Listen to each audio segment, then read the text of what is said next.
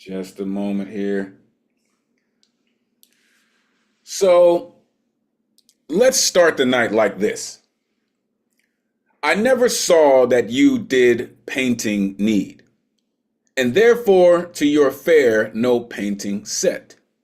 I found, or thought I found, you did exceed that barren tinder of a poet's debt.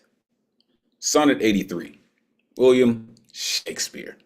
Welcome, welcome, artists and family. You know what it is. Finally, Thursday night has come back. Pull up a Zoom box, grab a microphone, and get comfortable. It's about to go down.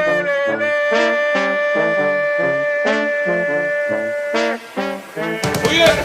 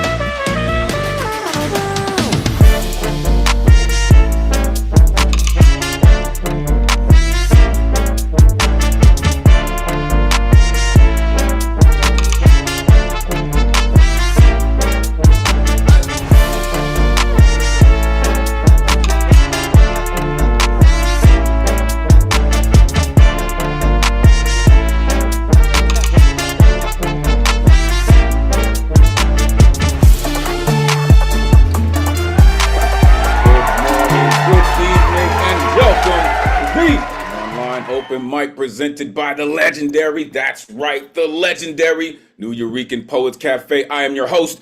My name is Elemen2al. Happy Thursday. This is the jump off, ladies and gentlemen. Let's go. You know how we do. We've been doing this and doing this and doing this. Well, welcome to episode 75. Let's get it.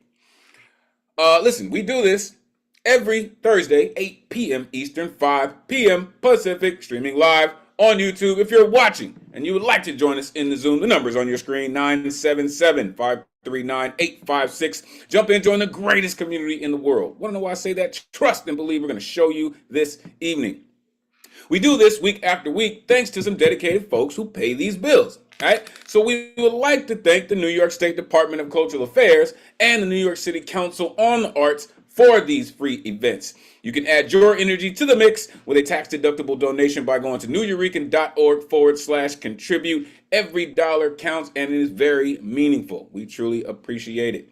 Make sure you are plugging in with the dopest tech in the Zoomverse. Doing only Ron Mark Thompson, aka RMT. If you're not down with RMT by now, damn it, you should be. All the way up in the BX. It's my dude, man, for real. Also, make sure you are plugging in with Matthew Motto Game. Shout out Storm Lake in the building. Matty Ice in here, man. Make sure you plug in with Matty Ice. That cat's all over the place. One of the dopest in the world, too. This is where you can find me, Elemen2al.com. Take out the T, put in the number 2, Elemen2al.com. So many things going on. Make sure you are plugging in. Tonight's theme, oh man, lyrical chemistry, creative combustion, right? We are putting things in motion, folks, all right? This is some amazing things, right? When you put all of your energy and your influence and your inspiration together, what do you create? What comes out of it? Looking forward to what everyone has created this evening, all right? Next week's theme, coming at you. Whew. Children of the abstract. Universal impulse. I know, right? Children of the abstract. Are we not? Right? We do some strange things with these words, with these verbs. We do some strange things. But as the image kind of suggests, we're kind of like superheroes sometimes. We do some pretty incredible things. So that's what we're going to be looking at next week. And really, that's it for the month, right? The next set of themes is on its way already, all right? So let's get to the rules so we can get to the artistry this evening. Artists, turn your cameras on. We're trying to simulate a live open mic as much as possible. Plus, we would love to see all your beautiful exuberation as you're delivering your work. As you're coming to the stage, have your artwork ready, all right? We do have a full list. And we want to make sure that we get to everyone in a decent amount of time. All right. So, artists, you have 3 minutes to rock, plus a 30-second intro to let the world know how they can connect with all the incredible things that you do. Also, before or after you get down, make sure you are changing your Zoom name to coincide with how you want people to connect with you. All right. We have reached the time of night where the sensitive ears should be headed off to bed because there are explicit lyricists in this community. All right. But the founders of our cafe were major proponents on the freedom of speech, and we will make sure it maintains in the vein of everything we do. Therefore, there is no censorship. Seriously, there is no censorship other than any hate speech or any ism that people may use to manipulate, which will not, I said not, be tolerated. Look around and get cute. Get the boot, man. From all the way from the BX all the way from Jersey, baby. It's going down. Make sure you know what's going on. Thou hast been warned. This is a living, breathing trigger warning, what we do. This is also a true call and response space. After these artists get up here and they share a true essence of who they are, you will see this pop up on your screen. Just don't worry about the noise, y'all. It's the rowdiest night of the week anyway. We're going to make sure it stays that way, all right? All that energy will be returned to you in every single artist. Trust and believe. Just watch. Just watch. The guaranteed list tonight is closed, all right, because signups begin 24 hours before the show, which would be Wednesday at 8 p.m. Eastern. To sign up, you go to neweurekan.org, click on full events calendar, you click on the Thursday that you want to get down on, and you need an artist RSVP ticket, all right? Apologies to everyone who couldn't get their artist RSVPs last night. No worries. I saw the usual suspects on the list. So you are on the list this evening. No worries. Appreciate everyone who reached out to let us know that there was an issue. Truly, truly appreciate you. And again, our apologies, but we got it. All right. Tonight's list. Man. It's something about when these incredible artists come to get down. They could have been anywhere in the world, but they are here with us this evening. So let's get it. All my rowdy friends here on Thursday night. What's good, good people? What's good? I see Bob is in the building. Ike Waltz is here. Bonnie, always great to see you. Michael Sandler. Listen, Alan Gary is here. Ray Whitaker is here. Lantern. I see Poetic Desire. Looks like she's in motion possibly. What's good? Yo, usual suspects in the building. It's gonna be another great one, y'all. For real. So, as I am posting the list this evening, there is something about starting the evening with this gentleman, a true pillar of our community. He continues to do amazing things with words. He is a Beat Poet Laureate. He's just amazing at what he does. Plus, he is Mr. Lighthouse Writer himself. The one and only Michael Sandler is in the building, y'all. Let these folks know where they can find you, sir. It is always great to see you and start the show with you. Please, take it away. Yeah, hey everybody. Hey, Elemental, great to be here. I can't help but just mention the fact how nice it is to see Matty Marroquin here. We miss you, man. Such a beautiful soul. Wish you were around more. Always great every time you're around. I will go ahead and upside down at first, but now right side up. Put lighthousewriters.org. Want to mention the fact that starting June 6th is Lit Fest, which is going to be kick ass, and there is some parts of that are going to be virtual. So highly recommend going to the site and finding out because there are just some amazing, amazing events, some just tremendous, tremendous authors who are going to be there, all kinds of stuff. Um, and I'll go ahead and get started. I'm going to start with this one because it's really nice weather today. Just beautiful day. I actually went outside. Ooh. It's called Only Green Knows. This place of peace, bees choosing from rainbow of soft petals, trumpets of orange, bursting passion flower, tall stalks tower over emerald beds strewn with vegetative gemstones. Pathways cut sharp diagonals against loose congregation. Sweet foodstuffs in tied rows bound for kitchen chopping. Tired old wear-worn fence help to stay standing. Vines pulling into balance. Nature and nurture compete, but nature always wins. This moment's garden is tomorrow's woods. Careful gardener plans. Each season plays games.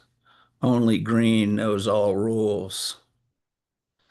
Um, I think I'm going to do this one. Um, Another one of these. I'm not sure exactly why I wrote it. Uh, Goes back sort of, and I guess I was thinking of my old days as a bartender. It's called Second Home. Bartender smirks as toxic testosterone trash talker gets drink tossed in face, mixes cool replacement, clink shot glass with badass no nonsense woman little more than half her assailant's heights. Eyes silently say, well done. Bouncer pulls still screaming creep out into the street. One less evening ogre ass to expend wasted energy on when a good time is all that is wanted by all inside. Regulars and drop-in drinkers, circle of love around, miniature fearless Amazon shake and bump with joy to old miracle jukebox Motown. Now that malice drenched has been liquidly diminished and dismissed into the dark, bar is back to being party zone where unwanted attention is not defended or allowed. A safe space, happy zone for all inside to call their alcohol infused second home. I don't really do bars anymore, but when I did, I tried to keep mine a happy place. Um, and this is one another thing I did for many years. I was an art dealer, and this is a sort of tribute to those days. They were very good days. I like being an art dealer. It's called Even in Reproduction for Jack and Steph.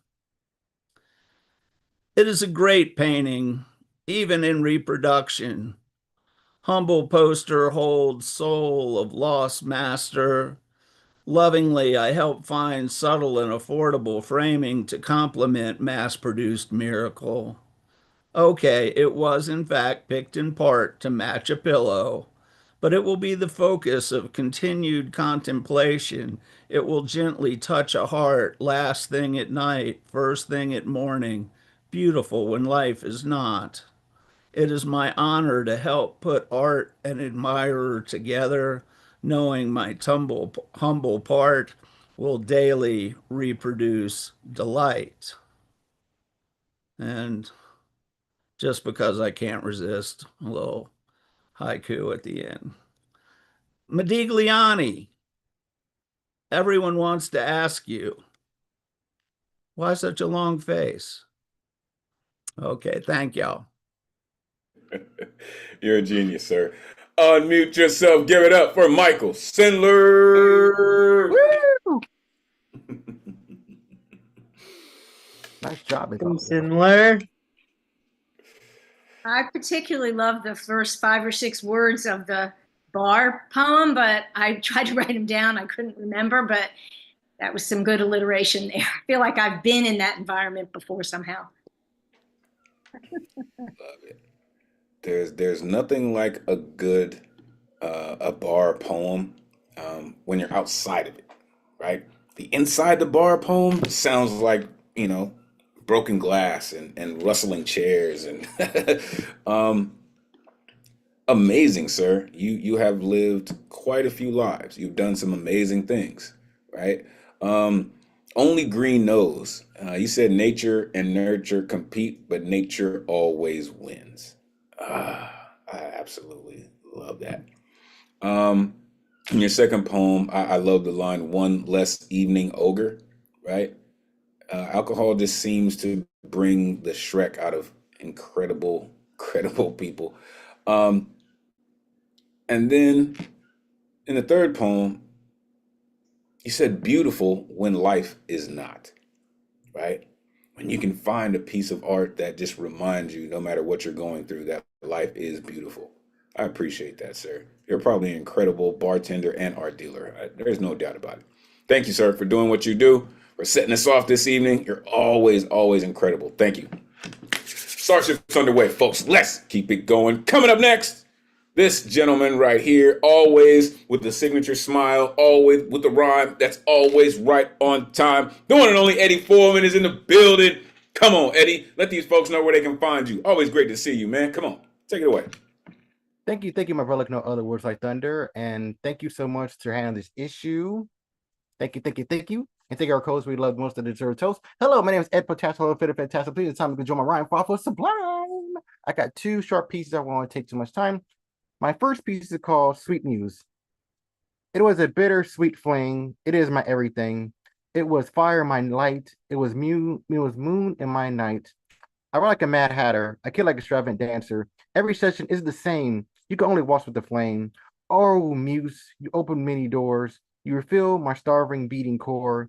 If it weren't for you, I would be nothing. Well, nothing can create something. Thank you, my muse, for this community. Words can't describe how you changed my poetry. If you're looking for inspiration, my friend, why not look around or from within? Sometimes creating is chaotic and hard, but everything will be easy if you're losing your guard. I've been there many times before. It can be fun when you don't think it's a chore. I think it as a maze or a colorful puzzle. Think of it as exercise to empower your muscle. Thank you. And this called Conjurer of Hands. It's hard to create the inner debate. Keep us awake, not sweet as cake. I want to break, but my heart aches. Bodies at the stake, crying with lakes. Let's ask God. I know it's odd, not to be broad. It is flawed. What do you mean? Some are fiends, being so mean, faces so green, hearts tiny beings, living wildly crazy, minds very hazy. It's nobody's fault, hitting with salt. They're all adults, deserving some jolts. I know humanity to their vulgarity, but great tenacity towards our virtuality. They educate us, we won't rust. Don't be dust or wrapped in lust. Create with heart, with your art. You're the spark to reach the mark. Thank you so very much. Your message is always so powerful, Eddie. Really, I always look forward to it. Unmute yourself. Give it up for Eddie Foreman. Yeah, that great spark of positivity we really always appreciate. Yep, you're the spark that meets the mark. Good one. One for the books. As always, right? Like I don't know how you do it, Eddie, but you've been doing this for years, man. You're always such a positive attitude. You've always got this great energy, man. And your poetry just reflects how that energy moves you, right? You feel my starving, beating core. Like, yo, the inspiration that you're plugged into is pretty amazing, sir. For real. Create with heart, right? And I think that's one of those things that sometimes we get lost in, right? Some people just want to be, poetic for poetry's sake. But if you create from your heart, you get real work. Thank you. Thank you, Eddie, for doing what you do, man. Appreciate you. All right, coming up next, all the way across the pond. Listen, this gentleman, I like to call this cat, Dr. Love. Him and Love just have such a relationship. Such a relationship. You're gonna see why. The most eloquent writer in the world, the one and only Lantern Carrier is in the building. Let these folks know where they can find you. Always great to see you, Lantern. Please take it away. Thank you, my brother. Norton T. Theme for once. Memorial Day Reflections of an American Soldier. I hope that one day I can remove my mask, show you the real me, not the many scars I carry from numerous wars, some of which were questionable, but the joys of a soul longing to live peacefully side by side with his fellow kindred spirits. I hope that one day you'll know how proud I am of the colors of red, white, and blue, flying in a landscape of beauty, surrounded by a pageantry of breathtaking sunsets, as well as awakening and radiant sunrises. I hope that one day I will share not only the memories and immaculate pageantry of military parades, but the wounds inflicted on both sides, with some paying a heavy price, either for being in the wrong place or in having a different color, resources, or viewpoints from my own. I hope that one day our ancestors, sons and daughters of this sceptered isle, will read of the sacrifices we made for liberty and justice and the undaunted courage shown. The patriotism of the enslaved in battle, even while dealing with inequity, discrimination, and heavy stains of brutality in the very continent for which they died in wars. I hope I'll always remember the sacrifice of the indigenous people, the African diaspora who contributed to my enhanced lifestyle, the founding fathers who carved scrolls of equality, justice, and liberty for all. I hope that one day we shall all sing from sea to shining sea, and out of many one people, all sparks of the eternal, doing a bit as best we can, carving our own path on this wayfaring stream of life's currents, envisioning a land of harmony and freedom. Yet it is right that we celebrate, come together to express gratitude for courage and endurance, the spirit of resilience, of the richness of diversity, even in the face of adversity, to pray for harmonious union, a vision of global humanity, of love, even as we remember the heavy price of wars, some of which remain debatable. Yet we can only build as best we can to celebrate, just as it is good to have heroes, a Washington, Lincoln, Maya Angelou, Harriet Tubman, indeed the Native Americans, brave ones who carved the path before us with the spirit of exemplary ideals of unbounded courage. On this Memorial Day, as we commemorate all military personnel who died in struggle, let us look forward to the vision of tomorrow's glorious dawn of love and liberty. May the blue light of infinity bless us. May the red strands of the immortal grant us peace. Lantern Carrier, thank you. Then he delivers it like that. I'm telling you, this dude's incredible. Unmute yourself. Give it up for Lantern Carrier. Yeah, that was great. That was just great. Thank you. Yes, it's great to celebrate and appreciate those who go to war and serve for us, but to remember that the whole reason why they do it is to try and help bring a peaceful world. You just couldn't have said it better than you did. You know, we've said this every time, Lantern, not just me, but the way you deliver it with this caring way and non-judgmental is really has a huge impact, because as someone who writes very judgmentally, it's beautiful to hear it the other way, because I feel like ultimately that's the only way things are going to change. So thank you. Thank you. I love when your colleagues tell you how your work sits in their spirit, right? How you truly captivate not just your audiences, but your colleagues, but your contemporaries as well. The sacrifices we made for liberty and justice. Yes, that is very true, right? There are graveyards filled with brave men and women who made the ultimate sacrifice, right? And we should do exactly what that poem speaks of. A vision of global humanity. I don't know.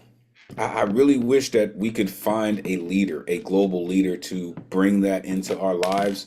But most are more intrigued with power and money. So, but that's why they have us, folks, to remind them of the blue light of infinity and love. Thank you. Thank you, Lantern. Appreciate you, truly. All right, coming up next. Yo, come on, man. Like, I so look forward to this dude, man, for real. No matter what's going on in your world, in your week, here comes a bowl of everything good. Watch and see how this sticks to your bones, man. Watch. The one and only Alan Gary is in the building, y'all. It is always great to see you, sir. Let these folks know where they can find you, please. Take it away.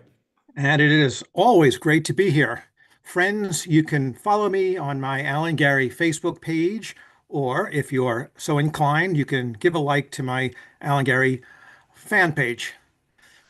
Well, tonight, our theme, lyrical chemistry, creative combustion.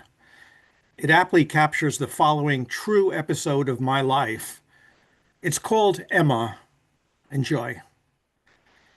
Emma was my rock and roll fantasy, except she was real, and my first love. Em took my breath away as she sang on the stage of a New York City rock club. The blonde beauty belted out tunes and burst into my life. She owned the night and took possession of my soul the first time we locked eyes. Em cut a path toward me after her performance. Her bridge and tunnel crowd parted for her like the Red Sea, and I was swept away. I told her I loved her show. She said, I know. We didn't leave each other's side till the next day. A tempestuous 2 years followed our fateful encounter. There were good times and trying times, mostly the challenging type. When I wasn't writing and pitching songs, and Emma wasn't performing or working on getting a better record deal, we would get together. It was heaven in her arms and hell to leave them. She once said that it was too bad we hadn't met 10 years later. The meaning of that became more apparent about 15 years later. Our relationship had ended years before, and I was now dating someone new. One day, though, through social media, I received a message. It was Em. She had been following my career and was happy for me. Coincidentally, I had been keeping up with her adventures in life as well. Seems she had earned her law degree, was teaching at a college, and had traveled the world.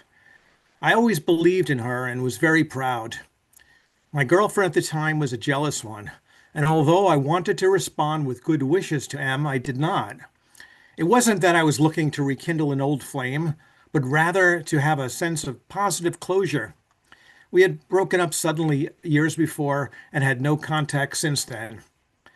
Not too long after Em's attempted contact with me, I was running to a meeting with a casting director for an acting gig. I was cutting it close time-wise. I passed Em on the street, and my mind raced 1,000,000 miles an hour. While I would have loved to touch base, I didn't have time. She may or may not have noticed me. I had hoped not, since it could have signaled that I didn't care. I did care. It was the choice I felt I had to make, a meeting or catching up with her. Ironically, I had just ended my present relationship. No more jealousy to contend with. Sadly, however, an opportunity to make amends missed. But I was to persevere. Giving myself about a month to counter any excuse in my psyche to reconnect with someone I always cared for, I decided to respond. Opening Em's Facebook page did not give me the answer I expected. I read a ton of posts from her friends. They were condolences. My Emma had died suddenly. I read and reread everything over and over, hoping I was misreading or it was some fake news or some sick spam. What I learned offered some small comfort. Family and friends were by her bedside at the end. She had even performed on stage as her rapidly progressing illness encroached upon her in life. Well, Words are all I have to offer my beloved's memory, and hopefully my actions predicated upon those words will manifest. Here is my eulogy for you, Emma. Thank you for having shared your heart with me. If a power exists in the heavens which still connects us, then you must know you gave me the gift of love. You touched and continue to reach many lives. By affecting even one, you affect an entire universe. I am very proud of you for the wonderful person you are in life. I promise to continue to strive to honor what you would hope I could become in all good things, in all good ways. You know I can do it, and I am happy you did it. Thank you. Oh man, wow. That's gotta be a first, folks. Unmute yourself. Give it up for Alan Gary. Heartfelt. Oh, heartfelt. Very nice. That was a whole novel, Alan. How did you get that into that such a short space? So many coincidences and twists in it, too. I'm not joking. That's a whole novel right there. You know, truth is stranger than fiction sometimes. Hey, man, like it just is. It just is. The world should be very thankful they have artists like us to put it into words. Um, First of all, thank you for sharing Emma with us, for sharing such a road, right? Such a journey with your first love. Um, I'm honored to hear that story, and to know Emma through your words. You said it was heaven in her arms, hell to leave them. Ah, man. He said, you gave me the gift of love. That's just, and then the eulogy. Like, that's just powerful, sir. I told y'all, he just does this, like, pretty good at this thing, Alan. Thank you so much for sharing your heart with us. We all felt that. Truly, truly appreciate you, sir. All right. Whew. Dude, serious. Coming up next, this incredible author of Scopiti, of The Bold Raven, and many, many more to come. An amazing storyteller, an amazing artist, an amazing human being. I like to call this cat the Vincent Price of poetry. The one and only Ike Waltz is in the building. Come on, Ike. Let these folks know where they can find you. Great to see you, sir. Please take it away. May I share the screen, please?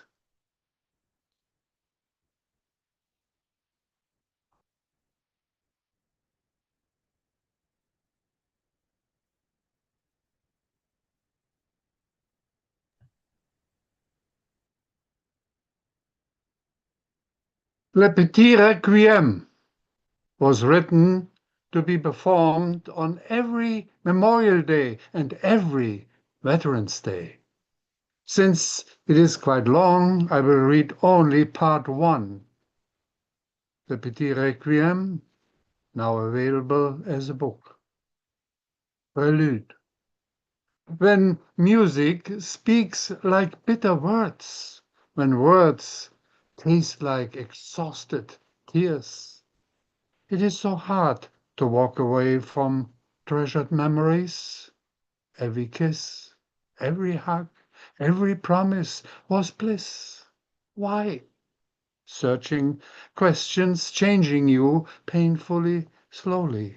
Memories are so hard to please. Silence is weeping. Guns make it so easy to kill. When a virus defies science and a mask identifies the living, when politicians rearrange words and reality keeps starting into the abyss of broken man, when that relentless canon perpetuum mobile is burdened with the good and evil of history, asking relentlessly, what chance does the future hold? Part 1, verse 1, childhood. When I woke, windows black. The sound of a Spitfire. I giggled under the back bed. When I woke, windows black. The living counted the dead. Little Elsie, now buried under a dandelion. A broken heart faded that day into memory of mine. Verse 2, thoughts on a bicycle. The 1% creates a war. The 99% follow into war. The 99% count the dead. The 1% count their winnings. The 99% tend to forget. The 1% plan ahead and tell us that 56% of the 99% want to go to war. As for the odd 44%, we call them takers. Profits or losses we can manage. No numbers for collateral damage. Let's forget the veteran. Why should we care? As little or no taxes are there. After all that crying, dying, and death, remember 99% of bicyclists do not stop and run that light called red. And now they complain as they are all dead. Verse 3. No ticker tape parade for me. Hero for a cause, because I was there. Not for you, but for why. Nobody will ask, how have you been? You don't hear me. I can't be seen. I lost my voice. I did not come back, but torn in pieces, half a dog tag attached to a black body bag. Just for a somber moment, the media reports a number, a rank, a name, age, hometown, and state between me and forgotten others, so very dead. Forever manufactured empathy, not even that, just an inconvenient interruptions. Prayers timed in dollars per seconds, followed by a cheerful, juicy, tasty Big Mac burger TV advertisement. So sad. And then, man, no ticker tape parade from me. Verse 4, the sniper. Kill or to be killed is a precision killing game. Blooded medals hiding in camouflage. Numbers have no mothers, and others are to blame. I guess it's time to sleep if I can. I can hear the snipers find a salute. I killed them all. So just about only brothers weeping for me. Medals shine ever so proud now that I'm sleeping well. All bullets went to hell. Verse 5, collaterals. Little girls born in September, raped by expected collateral in December. Heads are chopped, innocent, slaughtered and dropped with permission from God. Don't even try to cry. There are no tears, but dark silence is buried deep in our ignorance. You will find no graves in choreographed cemeteries, no medals for bravery a veteran can show. Who wants to know? Who wants to know? Soldiers take it all. Civilians take the fall. Scorched earth cannot remember collateral damage as a crime so calculated, so legitimated. Martyrs for the enemy mob, exploited by the hypocrisy, culpable are the sacred gods. It is so hard to please treasured memories. Verse 6, missing in action. How can I write to you about me and what I do? How do I even know where I am? If I only knew, I would send a letter to my darling, you. I disintegrated into Mia time. So let it be. Rest your mind. Wherever I am in your heart. Remember, however far I am, I miss you. I'm fine. Verse 7, post-traumatic stress disorder. Thank you for your service, they salute. And they look away, trained to obey, yes, sir. Trained to kill, yes, sir. Trained to be silent, yes, sir. Silence smolders in my heart. My shrink and I are a battlefield apart. Now discarded, I am lost, yes, sir. Broken will, broken heart, some salute as if I was smart. I am not what I was. I am no more. I cannot see. I cannot walk. I cannot touch. I cannot talk. I cannot sleep without that. Yes, sir. Who am I? And I can't even weep. Meet the beggar, homeless, on your cruel street. Yes, sir.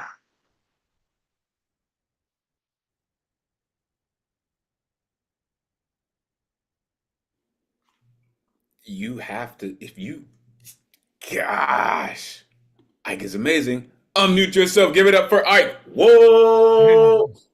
Yeah. I missed the most of that piece, Ike, but I have to tell you that what I came in was juicy, succulent, and it struck several nerves in my history. Yeah. And the mystery of our being here. You know what I mean? You speak to history from beyond borders, and I feel you. Thank you.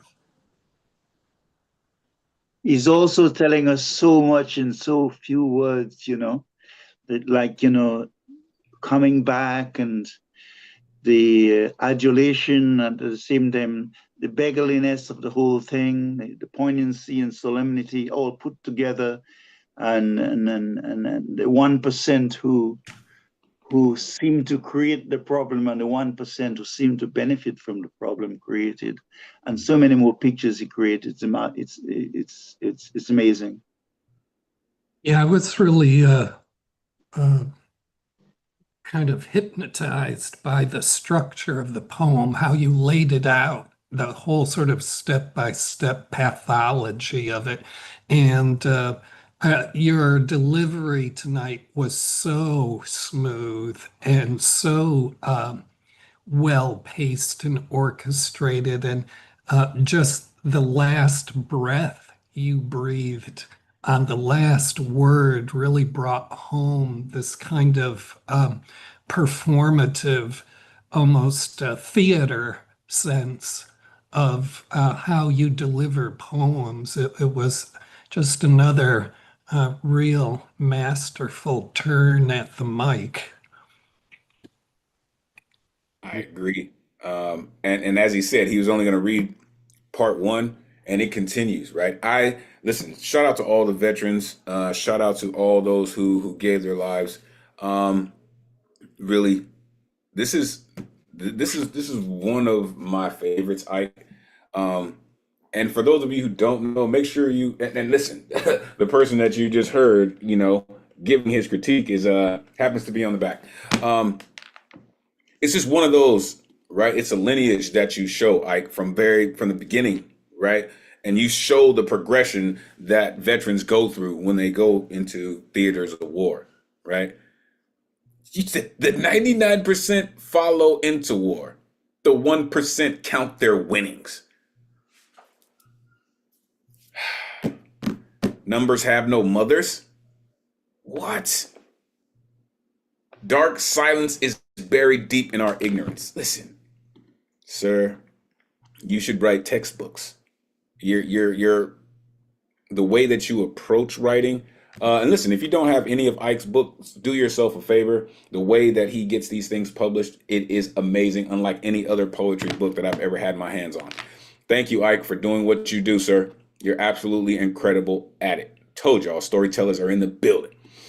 Coming up next, from one storyteller to another, Brooklyn in the building, stand up. This incredible artist continues to come through with amazing stories of her own. The one and only Markensia is here. Let these folks know where they can find you. Always great to see you. Please, take it away. Finally here,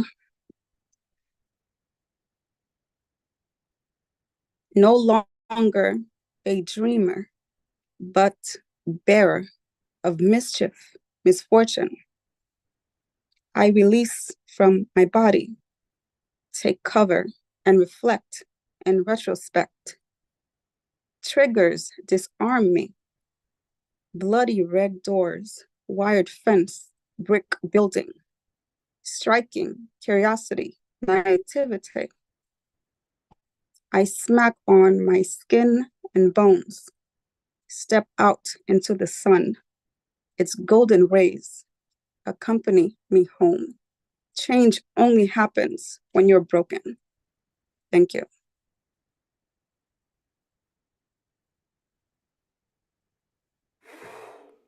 Wow. That's was not expecting that one. Unmute yourself. Give it up for Markencia.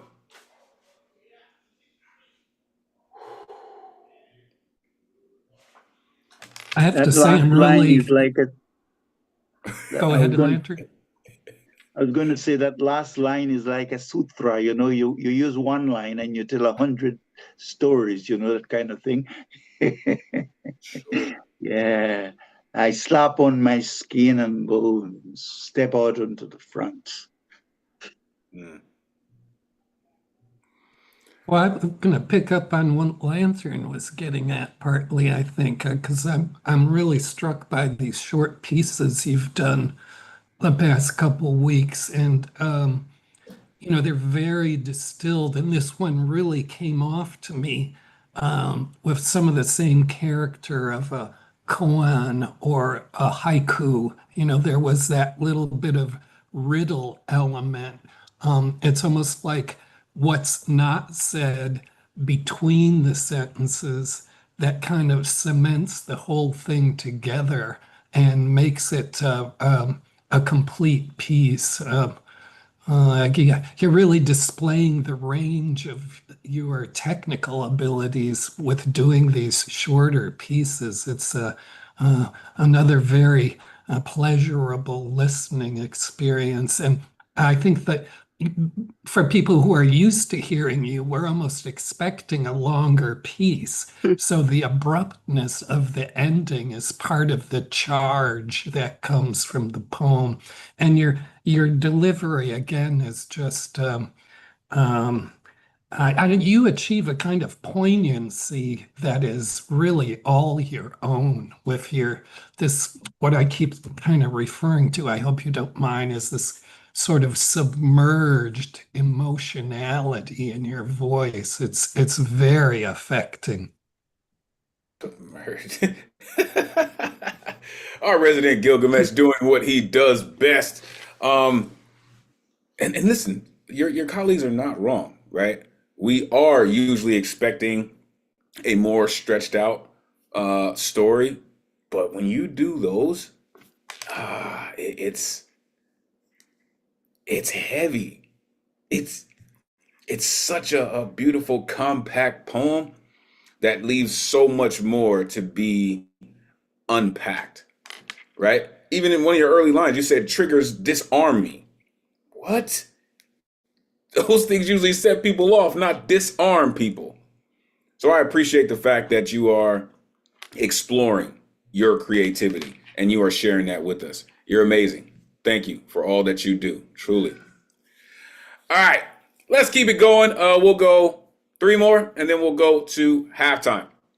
Coming up next, yo, it is always an experience when the God comes through.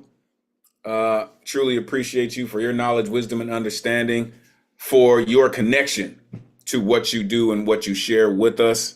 This cat's amazing from every angle. You're about to find out why. The one and only Baba Ngoma is in the building. Come on, God, let these folks know where they can find you. Always great to see you. Please, take it away. Can't hear you just yet. Can't hear you just yet. Hey, There we go. you got me? Okay, I put where you can find me in the chat, right? Y'all been watching, listening to the Puff Daddy's trial? Yeah? I wasn't going to do this poem, but I just figured it might count. Anyway. Squip doo ba doo day day. Squid bip bip ba da doo doo da da bang dang. Squip doo dee day. Scooby doo tweet tweet. Scooby doo tweet tweet ba doo day day. Squid doo dee day da. Squid da dee day da. This bloody business called music. For Etta James, Don Cornelius, Whitney Houston, and Michael Jackson. Epigraph. You may not want to call it a conspiracy, but in my humble opinion, when famous artists' net worth becomes more when they're dead than when they're alive, their untimely death becomes very suspicious. If you look real good on a full moon night, you tell me you can see the buzzards circling Hollywood when the spotlights go out. That's why it's called show business, but there's no show without the cash flow. So you're only as good as the platinum sale of your latest record, and the pressure starts long before the disc drops. On your mark, get set, bang! And the race is on to see if profit beats expenses to the finish line. Nobody gives a damn that it's all an illusion that you're stacking cash while drowning in debt, partying hard to wash away the pain of living a lie. Everyone wants to be the judge, as the paparazzi collects photos where the exposure shows you're only human. The tabloids print lies about your life placed on the auction block, using the images like slaves, assassinating character, a case without a trial, or like Tupac, you only have a record now that you have a record deal and more money to escape with drugs and booze and sex and pills and flashy cars and big mansions that took the place of family. Each night when the curtains closed, there's a new town with a mint on your pillow, a new chauffeur, a new limo, a new stage, and another spotlight waiting. Producers, hangers-on, and bill collectors shape-shift into vampires, sucking creative blood from veins. Welcome to the dark side, with everyone begging for a ride on your merry-go-round. Life becomes a circus, but the credit card's maxed out. Nobody told you that the royalties are done. You don't own the rights to the songs. Too high to read the small print on the contract. As everyone wants to be the judge and the jury of how a well-paid doctor and a handful of pills were the answer to the question that nobody took the time to ask. Meanwhile, the producer counts the cash before they pull your dead, drenched carcass from the pool, and the beat goes on. Ka-ching. Trip do ba da da da. Skid it it skip skip. Better it it da da. Skaba da boo bing dang. Breep breep ba da da yang. That's the first one.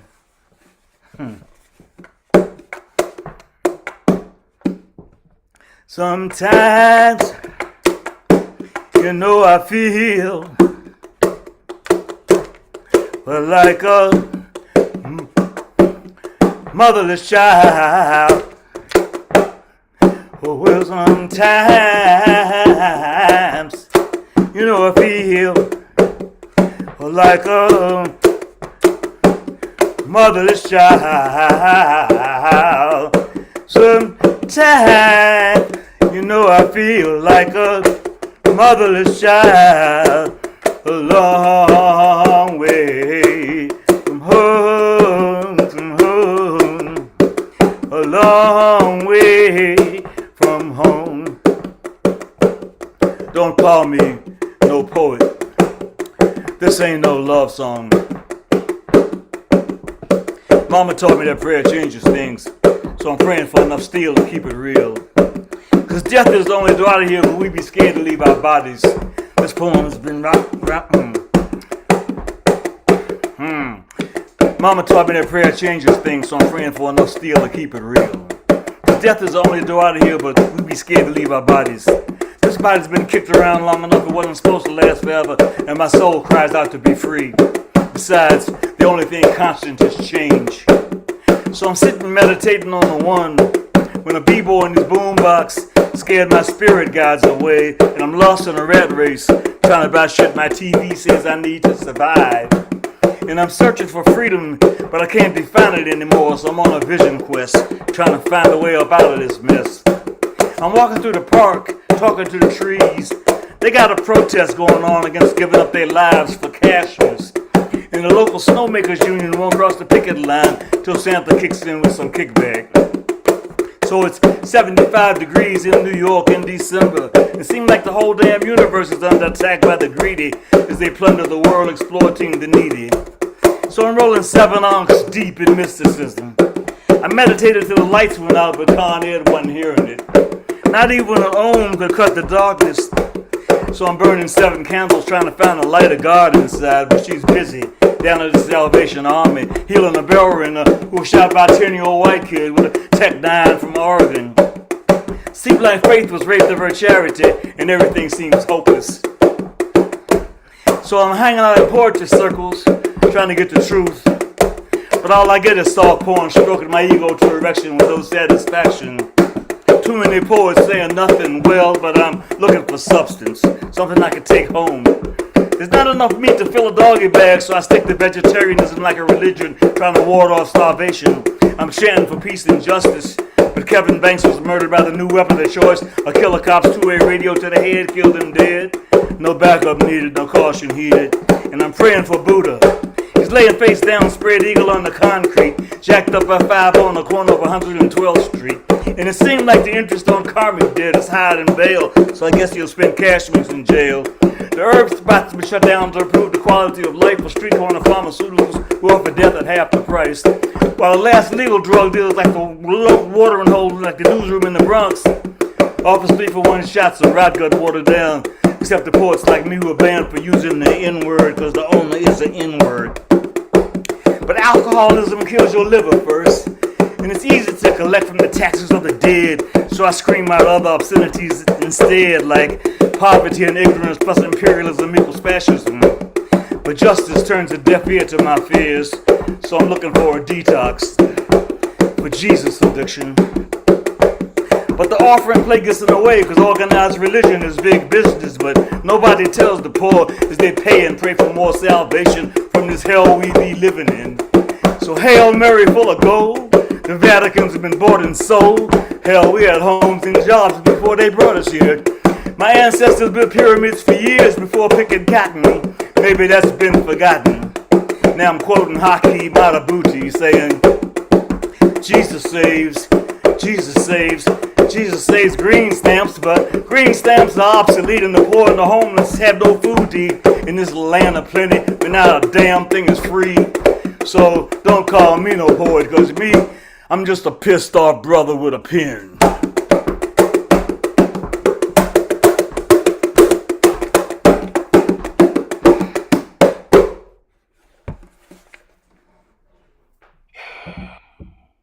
Give it up for a pissed off brother with a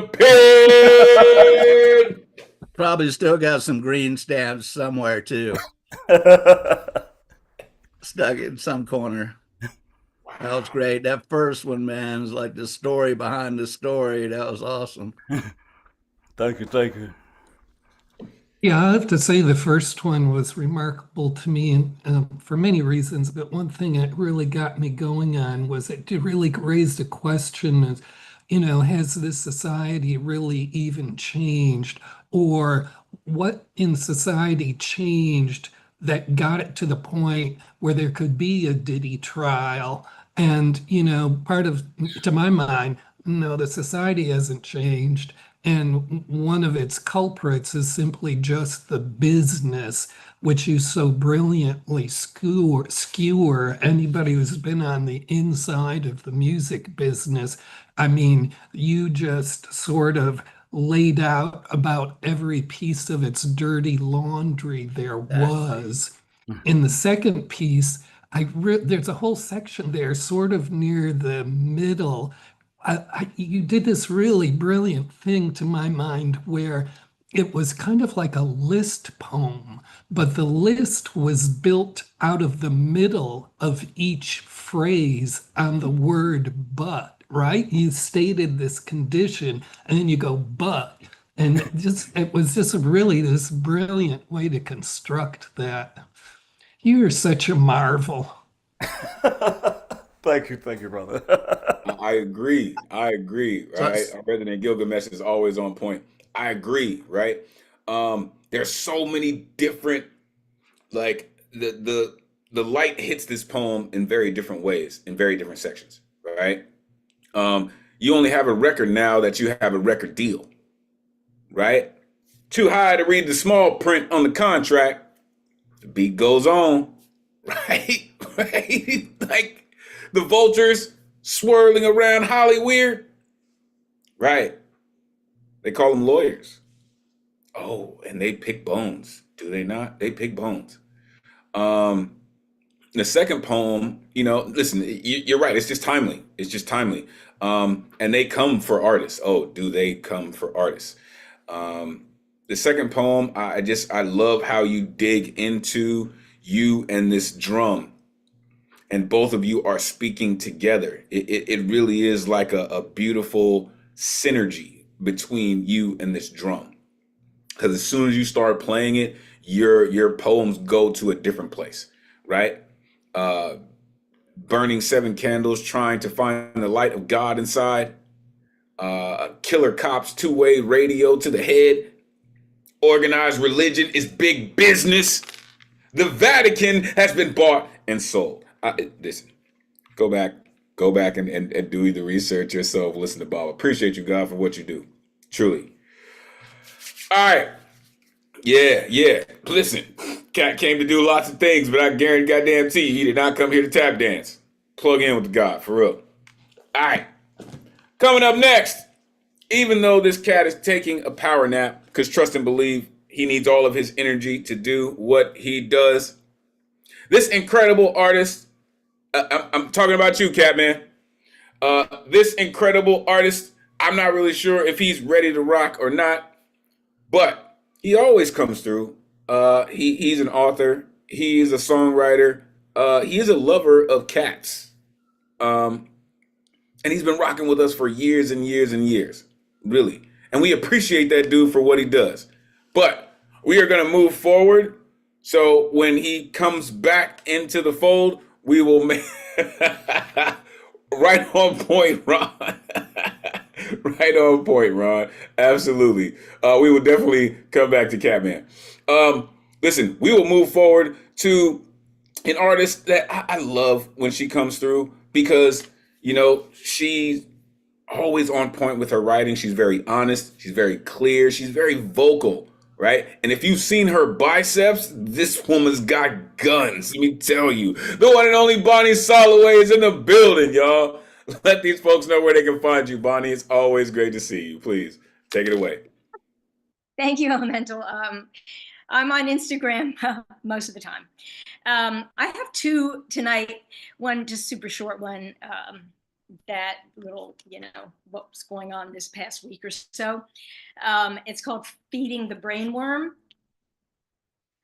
I wouldn't normally wish a sickness upon another human being, but I wouldn't mind if RFK Jr., amongst his mindless preaching, might get some quick comeuppance from the infested filthy creek in which he willingly submerged himself in yet another scheme to prove that rules and laws apply neither to him nor his regime.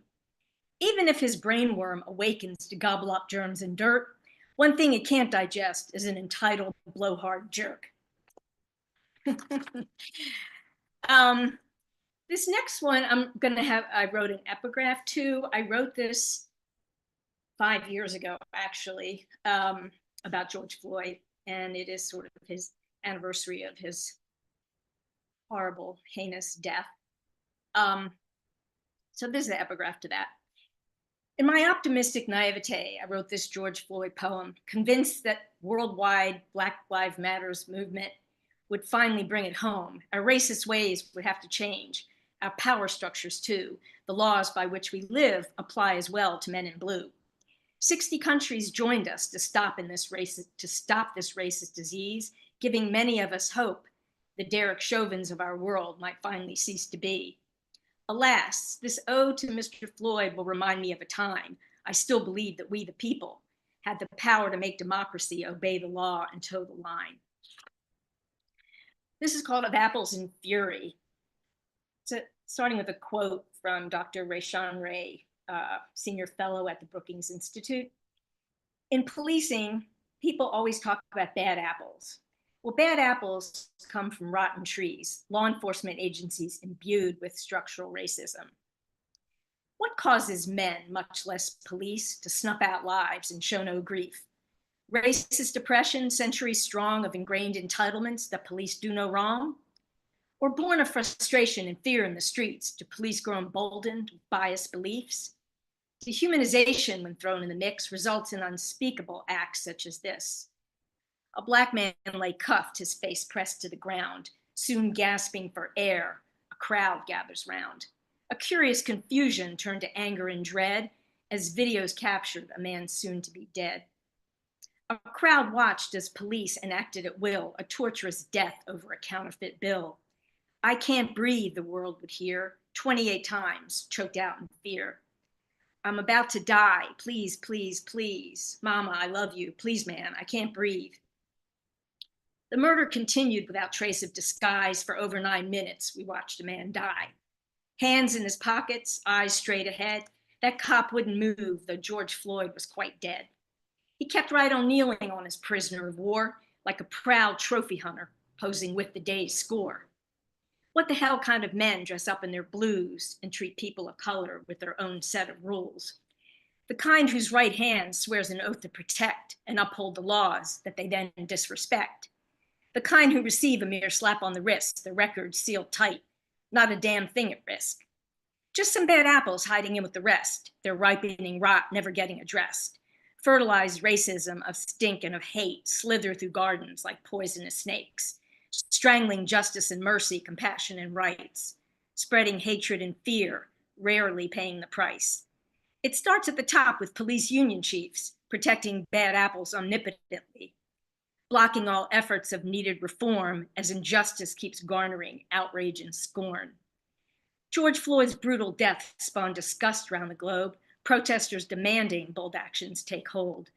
The Black Lives Matter movement re-engaged with a force, allies here and abroad gave empowering support. To ensure that this slaying would not be in vain, Black, brown, and white hands joined forces for change, united in purpose, resolved in their choice, with new strength in their numbers and power in their voice. They'll root out the stink from the fish head on down until racial injustice no longer abounds. New lands must be seeded with equality and rights, where fairness rains down as the mantra each night. Our grounds will stay fertile, void of prejudice and vice, because worm-filled bad apples make compost real nice. Come on, compost. Come on. Unmute yourself. Give it up for Bonnie Soloway.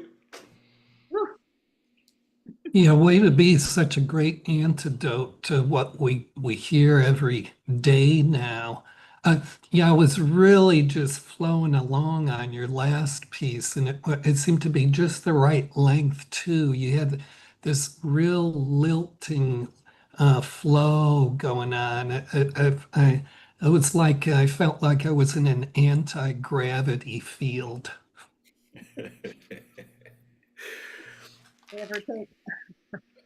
I love what you do, Bonnie, really. And thank you for keeping the memory of George Floyd alive, for saying his name, but also reminding the world that his murderer is still breathing. I love the number. You said 60 countries joined us. 60. You also mentioned he said, I can't breathe 28 times. Right? We watched a man die. Leading like a proud hunter? Like a proud hunter, you said. I can't unsee that now. Fertilized racism. I can't unsee that now. I can't. Thank you, Bonnie, for doing what you do, for being such a shit starter, and for speaking your truth. I appreciate you, truly. All right. Before we move on, I'm going to pass it to the dopest tech in the Zoomverse, Stuart only Ron Mark Thompson, a.k.a. RMT. If you're not down with RMT by now, damn it, you should be. All the way up in the BX. Ron, how you feeling this evening? I'm feeling okay. Thank you so much, Elemental, here in our 5th year of online open mics, keeping the vision of our founders alive. Thank you so much, Elemental. Also, thank you for the community for alerting Elemental and myself last night that the artist RSVP wasn't available right away at 8 p.m. Eastern time as it should be on a Wednesday. So thanks to you guys who alerted us, we were able to fix it and we appreciate it. And of course, as always, if anyone didn't get a chance to get their artist RSVP ticket either last night or this morning or this afternoon, just let Matthew or Elemental know in the Zoom chat to add you to our good luck round at the end here. And I also want to give a big thanks to Matthew Marroquin, because not only is he now helping us out here on Thursdays on the back end, but he is also helping us out on the operational side with all of our social media posts. That way, my program teammates and I can, focus on all the other tasks that we are still working on, including, we're hoping to reopen our reconstructed cafe building next year, if everything goes well. So that way we can welcome all of you back in person. But we're going to continue our online offerings in the meantime, which is a great segue to what's coming up at the cafe. Both online and in person, because yes, we are continuing our many programs, including on Mondays, our New Regan Bowery Slam at the Bowery Poetry Club, Mondays at 6:30 p.m. And on the last Friday of the month, our final Friday Slam at the Puerto Rican Traveling Theater, that's in Midtown Manhattan. And as you can see here on the lower left, our regular host is Tony McPherson, but he is not available this month. So Paul Concasso is guest hosting this month's final Friday Slam. So come on out for this if you happen to be in the New York City metro area. And Luna Rosa is obviously providing our sounds as well. She also hosts on Monday, so we welcome. Also, newregan.org/slam, anything about our slam programs, including Grand Slam, Final Friday Slam, Monday Slam, and all the previous winners and the rules. So if you want to read up on that, you can head to our website for this. On Wednesdays, we are continuing our in-person open mics at the Lois Cider Center, which is on 9th Street, not far from where the cafe is located in Manhattan on 3rd Street. On the first Wednesday of every month is the Women Orator Wednesday. Next one is June 4th, which is in a week and a half. And then on the 2nd and 4th Wednesday is our New Regan open mic. And next week we are welcoming a new host, but he is not new. I mean, many of you may know him, Brian Acosto Aria, aka Brian the Motel Guy. He, in addition to our International Center of Photography open mics, he is also now helping us out and hosting our Wednesday open mics. That's starting next week. And if you missed any of those in person, you can head to our YouTube channel and watch the live stream recordings of those open mics. And note though, June will be our last open mics at the Lois Cider Center before the summer break. We are taking a summer break in July and August, and then we'll resume the Wednesday open mics in September. But we're going to have plenty of other open mics in addition to the online open mic. We already have ironed out and arranged for an open mic event in New Jersey, NJPAC, the Performing Arts Center in Newark. We're returning there in July. Also, the Bronx Documentary Center is inviting us back in July. We were there last year and had a great time.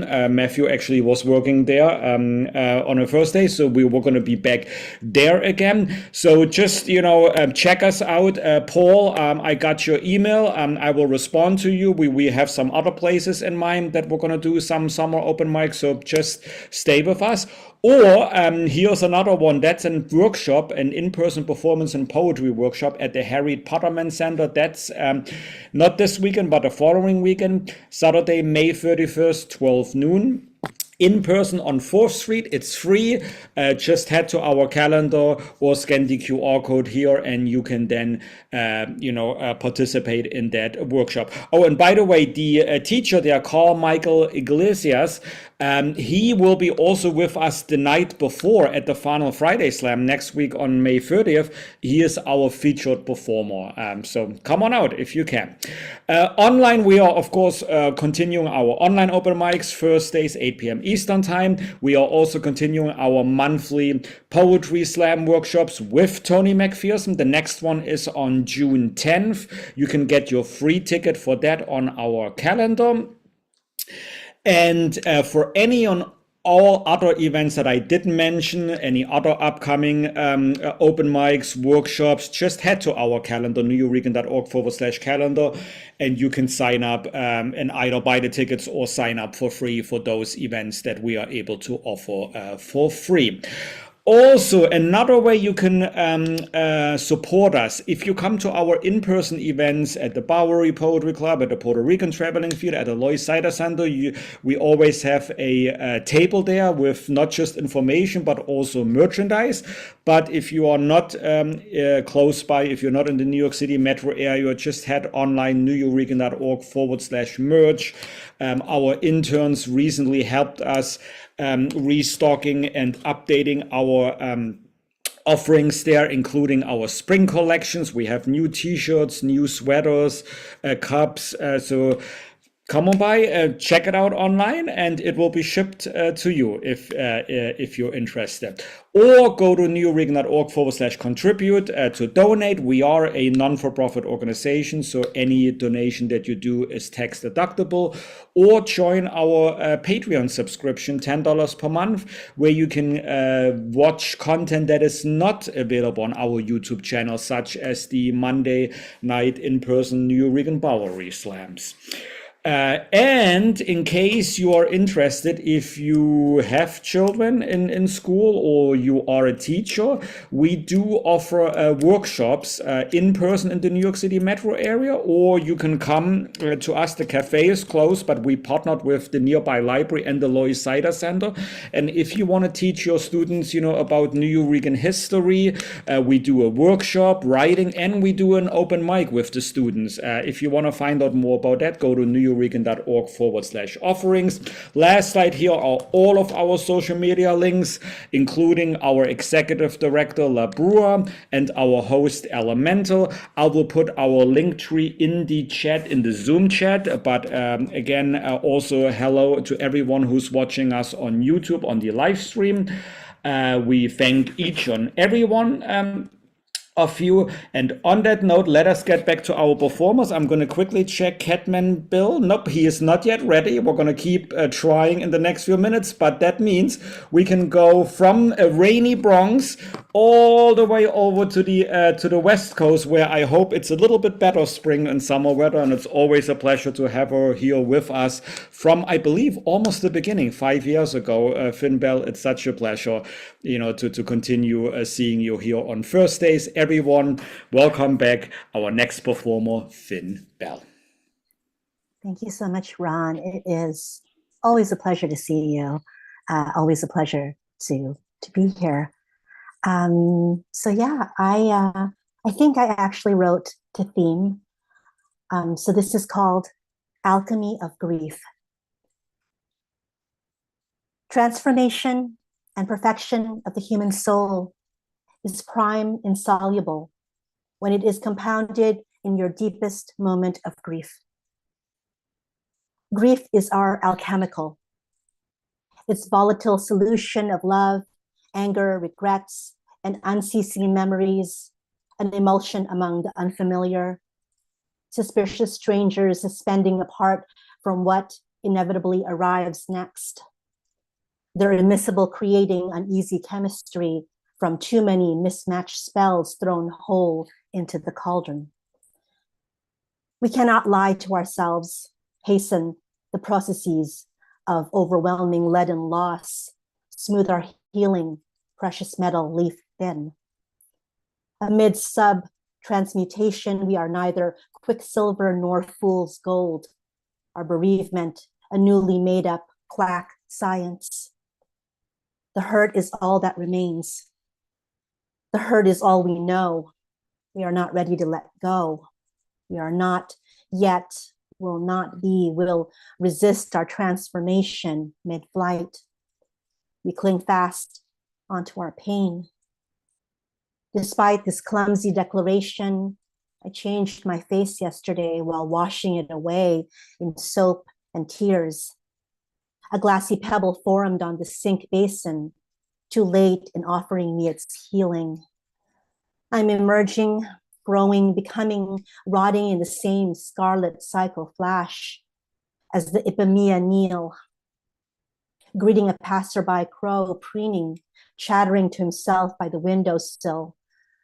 I water it and sing it songs of immortality. Despite this clumsy declaration, I resurrected myself in the morning time. I'm a rising, salty-hued bubble. I stung my own eyes as I popped.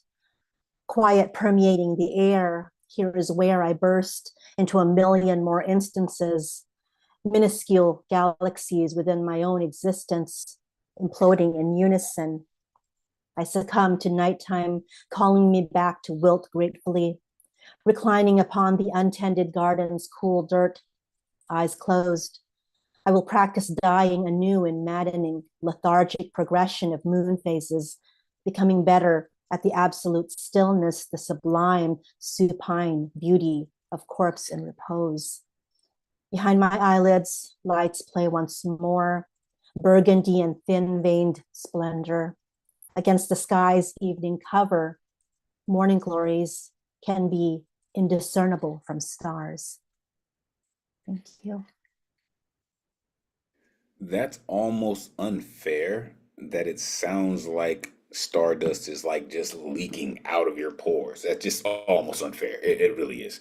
Unmute yourself. Give it up for Finn. That was Boo! just Yeah. stunningly beautiful.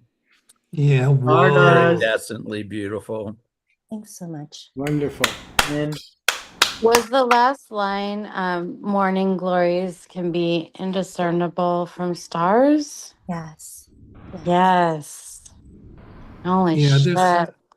just a totally epic internal landscape, interior landscape. I just felt all my sensibilities being kaleidoscoped as you went on. And like so many of your poems, I just like, don't stop, don't stop.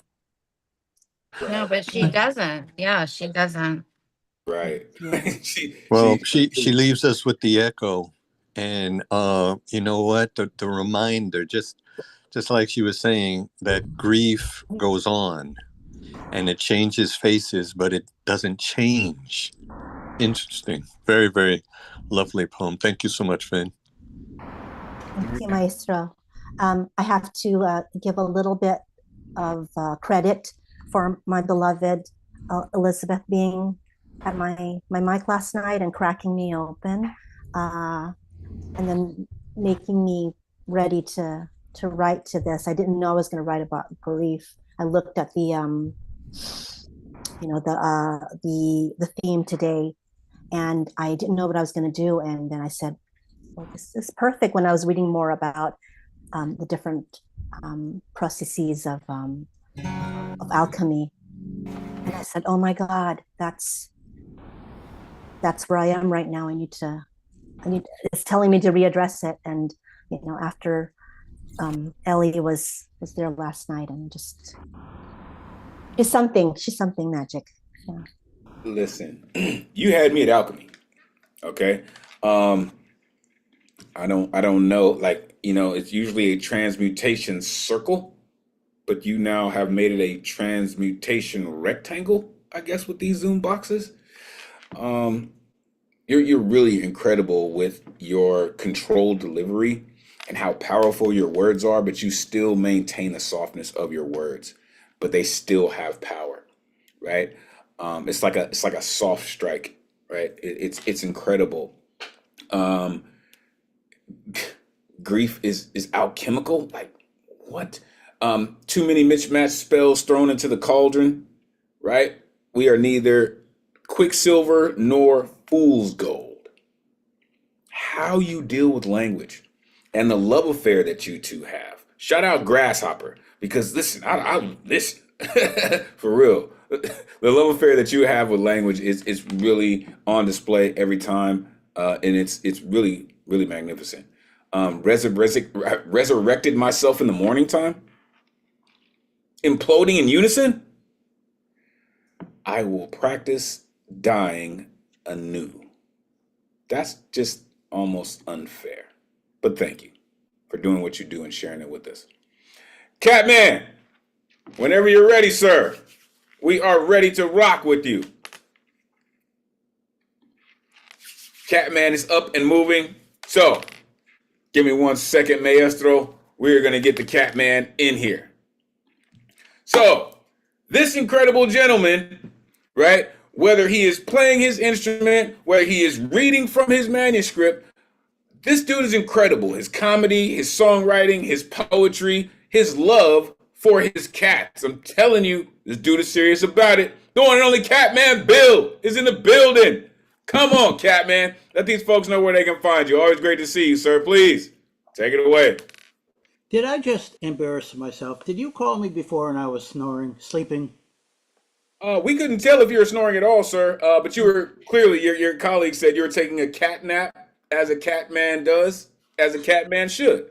So please, take it away. Okay. Anyway, so I was just going to say hello and then pass it on to the next person, but I thought I would just read a passage from my book, the last passage called Citizen Kane Movie of Tomorrow, Citizen Trump, as if we want to hear any more.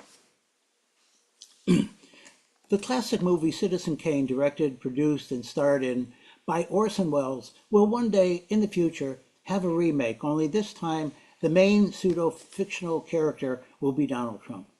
The movie scene will open with a very bloated relic of his former self, uneven orange smeared makeup slabbed across his face in bed. His overgrown blonde hair is found similar to the musk of Boris Johnson's, now showing gray roots from lack of up-to-date hair dye. He periodically wakes from a semi-conscious state at his future dilapidated Mar-a-Lago residence for lack of having any sufficient funds to upkeep the property due to the previous constant litigation and losses. He looks around, demanding more Kentucky Fried Chicken wings, as his low-paid service personnel rush in another bucket, and his last word is not Rosebud, as in the movie Citizen Kane, but Stormy. And the ex-45th president, and this was written 5 years ago, and the ex-45th president of the United States expires. The camera fades to black, then opens at Le Club in the early disco's 1970s, a members-only Manhattan nightclub in the East 50s, where models, fashionistas, and a variety of Euro trash, including his wife, want to be seen.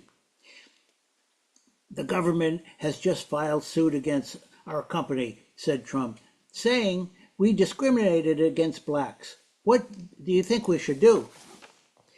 The Roy Cohn obedient ass-kicker to Senator Joseph McCarthy hearings, accusing entertainment personalities of being communists, shoots back, tell them to go to hell and fight the thing in court and let them prove you discriminated against them.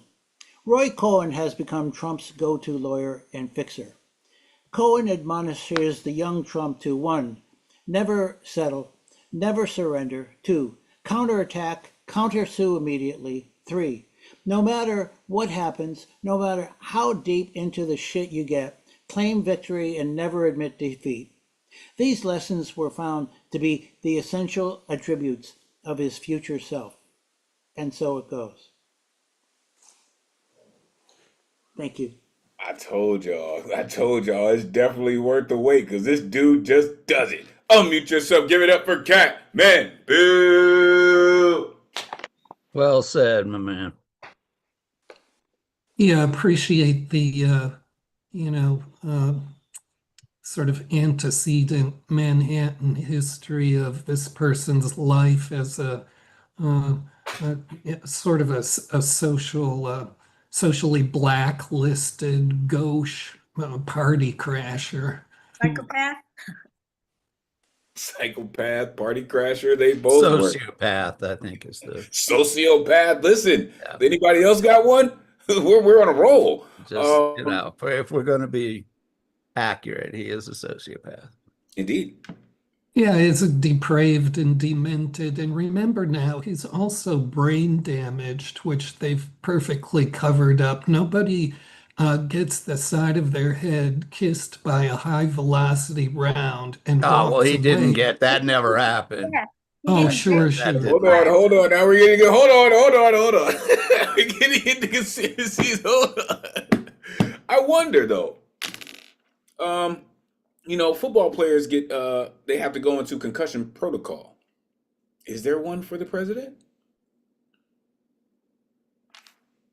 Just saying. When he says some less than favorable things, right? When he Humpty Dumpty falls and bumps his head, do we get a concussion protocol? Like, just saying. Listen, Cat Man, you are a wonderful shit starter, sir. I love how you just turn some of the incredible things that we deal with and you turn it into comedy. You turn it into poetry. You're absolutely incredible, sir. Your colleague said you don't snore, you just purr really loud. Fantastic. Appreciate you, sir, for doing what you do and continuing to share it with us. Always great to see you. All right, let's keep it going. The maestro is in the building. Author of Four Crescents, author of Black Calculus, author of Evaporating Rage, contributor to Love Letters to Gaia. This pushcart nominee is so amazing with words. He's just been rocking with us for the past few years. But he's about to do this thing that he does, and he's going to calm your spirit. I'm telling you, watch and find out. The one and only Noah Mathematics is in the building, y'all. Let these folks know where they can find you. It is truly always great to see you, Math. Please, take it away. Yo, you're giving me a problem here, Elemental. How am I going to calm the spirit while I'm trying to light a fire?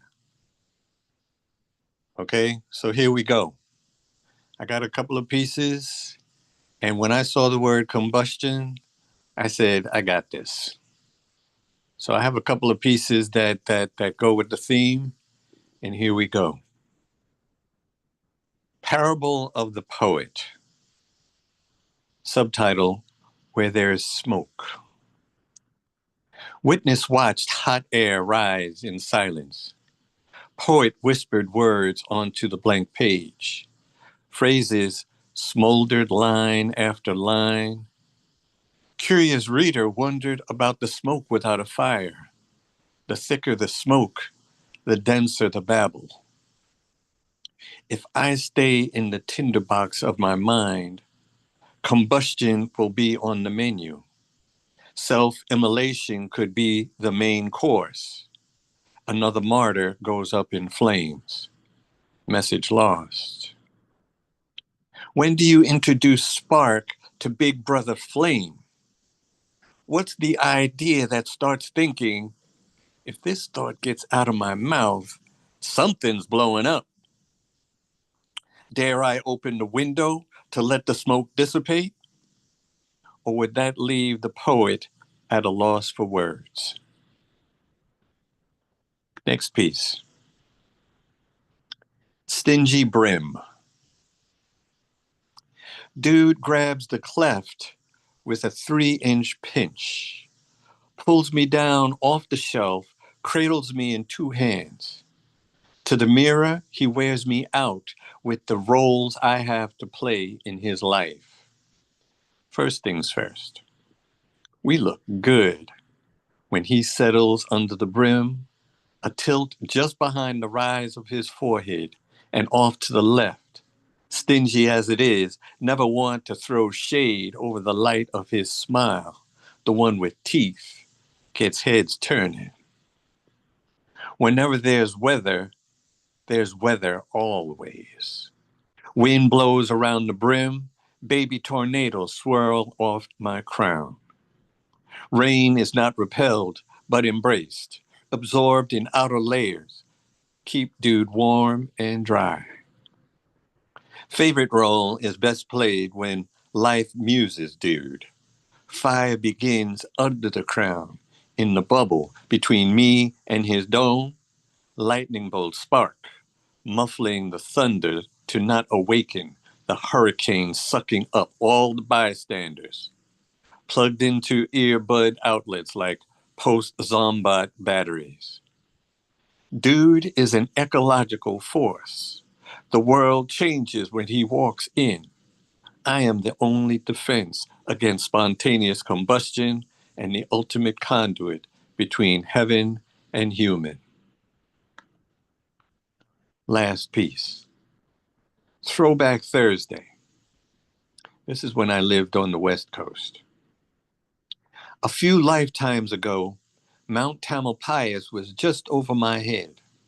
Horizons fell away just beyond my fingertips. Looking forward, I didn't see the chaos regurgitate itself living. No, not living.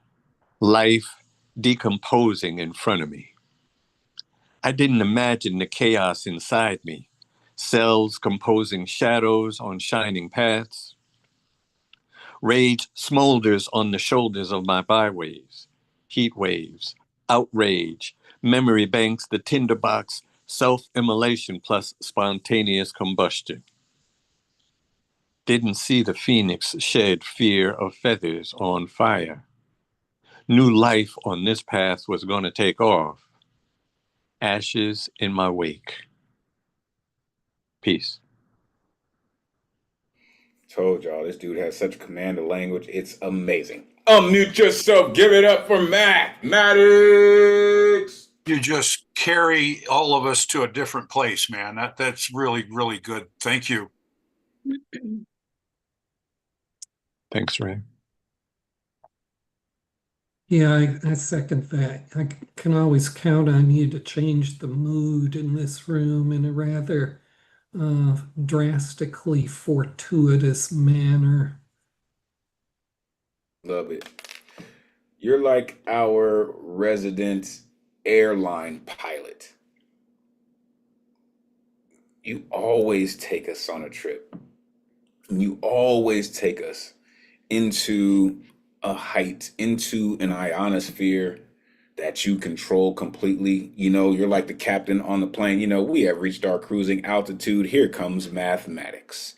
You know what I mean? Like, you're just amazing at what you do. You have this, you know, controlled combustion. You really do. The hurricane sucking up all the bystanders. The thicker the smoke, the thicker the battle. Combustion will be on the menu. Damn it, where was I when that line came in? Oh, man. Heavyweight. Heavyweight. Another martyr goes up in flames, right? Fire begins under the crown, no doubt. The chaos regurgitates itself. Rage smolders on the byways. You're amazing, sir. Clearly, your pushcart nomination is well deserved. Thank you for doing what you do, staying dedicated to what you do, and sharing it with us. One of the best at what you do. Appreciate you. All right. Coming up next. This cat is like truly the earth spirit, man. I'm telling you. Author of The Impromptu of Love of Music and Animals. This incredible poet, writer, freestyle, and editor continues to help us grow not only our community, but help to grow and reinforce poetry in the best of ways. The one and only Ray Whitaker is in the building, y'all. Let these folks know where they can find you. It is always great to see you, Ray. Please take it away. Thank you for that introduction. I am back from the woods. I've been in the deep woods for a week, and I wrote all these pieces in the deep woods. So get prepared for some nature. This first one is called The Warning. Across the mountain glen, two trees bent towards each other, almost a circular shape, branches on each growing up, tops bent toward each other, wide enough at the base to walk in. A gray buffalo laid down just from the way in, a guard, one eye opening, watching. You too must pass muster to go into the wood gate. Buffalo moved aside as man dismounted, blue horse free to gaze. What is waiting for you inside, it said. The man with the painted white face on the blue horse approached, turned and faced him square. There was a corridor of sorts, trees made in a similar fashion, shield on his back. Man with the white face stood, stopped, looking at the resplendent warrior standing in front. Turned and faced him square, eyes locked just then, barring the way. You will not pass. Shield at eye level, knife on the belt, war club at the ready. Turning, walking back to blue horse, white face whirled around.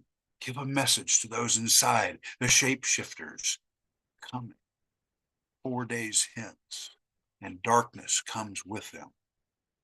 I am warning. Now I go. Thank you.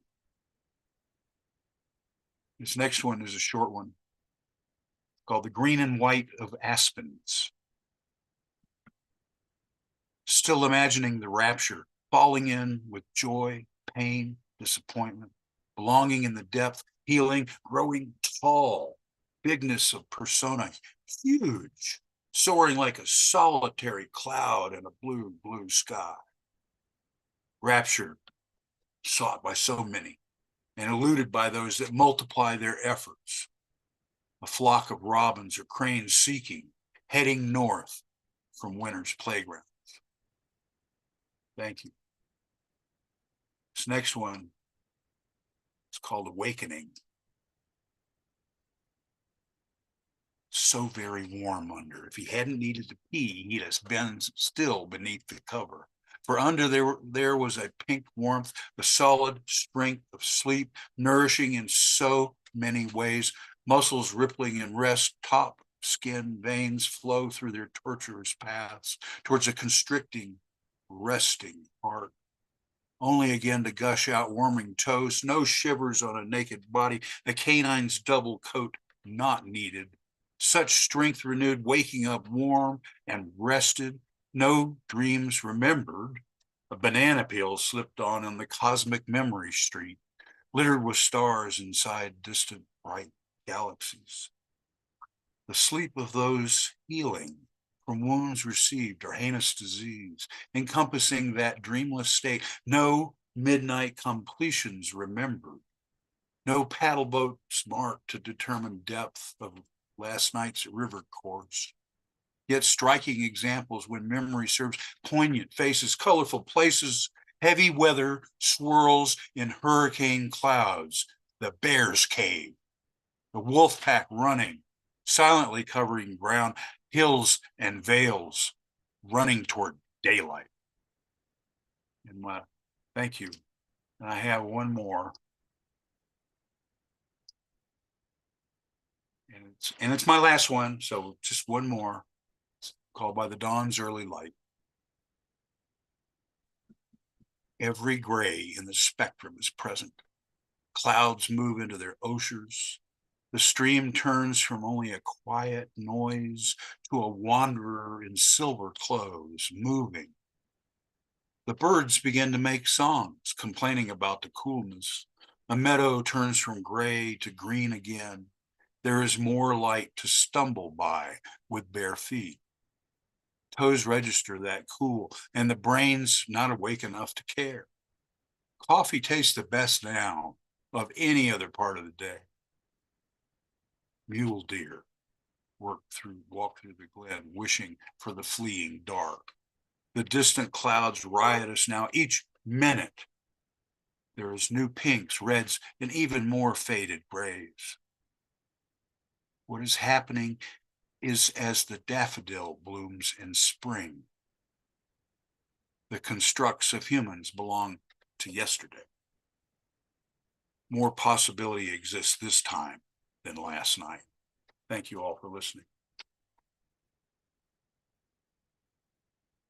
Folks, this cat is truly like the earth spirit. You could just hear the streams and rivers flow in his voice. It's amazing. Unmute yourself. Give it up for Ray Whitaker. Yeah. Yeah, you work the transition between emotion and the sort of physical invocation of the places so wonderfully. Was a very fulfilling experience to be taken there, as they say. So hope you get to spend some more time communing out there and kind of feeling that level of aliveness and reveling in your ability to sort of transmute it into the poems you gift to us. Thank you, Paul. I was in the mountains of northern New Mexico for a week, and that's where all this came from. But thank you very much. Thanks everybody for listening. I really liked the aspect of like the nature writing. I think that's a beautiful skill, and writing poetry about nature and the beauty of it. And I really felt that in your work tonight. So thank you. Indeed. Like, I don't know who gets more out of his time spent in nature, if it's him or nature, right? But we benefit from it, right? We continue to benefit from it. Again, like I said, you just sound like the earth spirit, right? You have such a connection with, the earth, with the things that you write about. It is truly, truly amazing, right? That you don't just see it, you know what I mean? You see the forest and the trees, right? You don't get lost in either, right?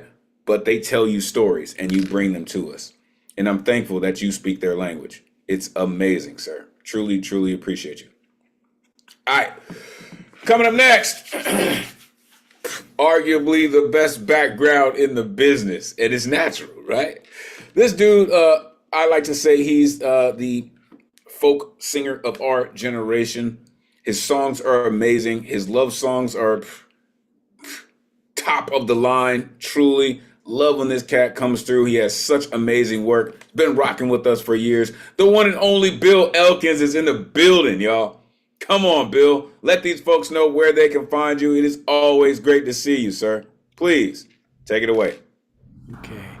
Thank you, Elemental. It's always nice to be greeted by you. Yeah, it's been pretty nice out here lately weather-wise. Still some big issues, though, in some of the areas of the city as far as crime. Anyway, I'm going to do a song. It's entitled On the Streets of Chicago. It's original. I played it occasionally, but I like to play it tonight for all of you. Hope you like it.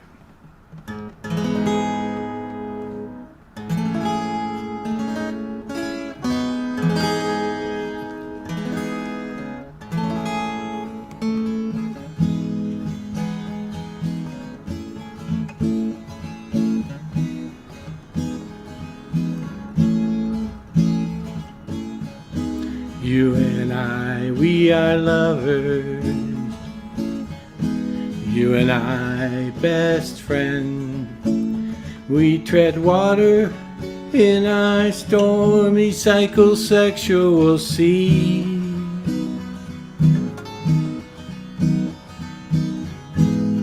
We hurt each other deeply. Our egos running rampant again. We desperately seek refuge in deception. but strip each other naked with candor once again.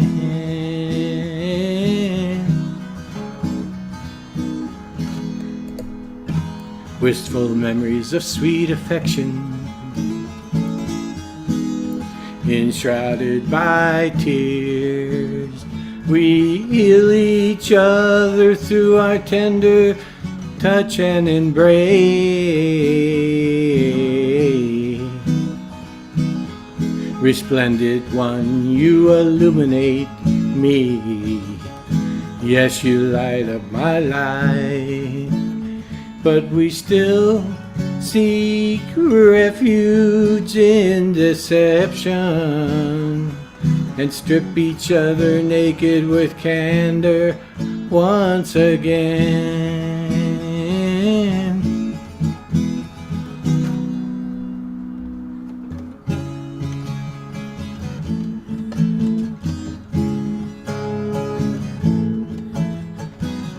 Do do do do do. Do do do do do. Do do do do do. Do do do do do.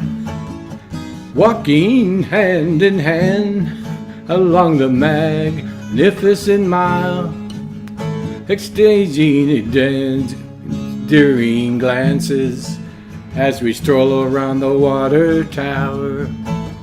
We laugh at our distorted reflection at Millennium Park and kiss while pedal boating at Lincoln Park Lagoon. We fell in love on the streets of Chicago on a warm summer Lake Michigan night. We fell in love on the streets of Chicago on a bright summer Lincoln Park day. We fell in love on the streets of Chicago. Yeah, cruising along the Gold Coast on a sunny Midwestern day. La la la la la.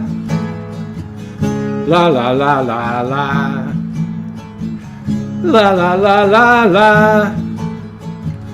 La la la la la.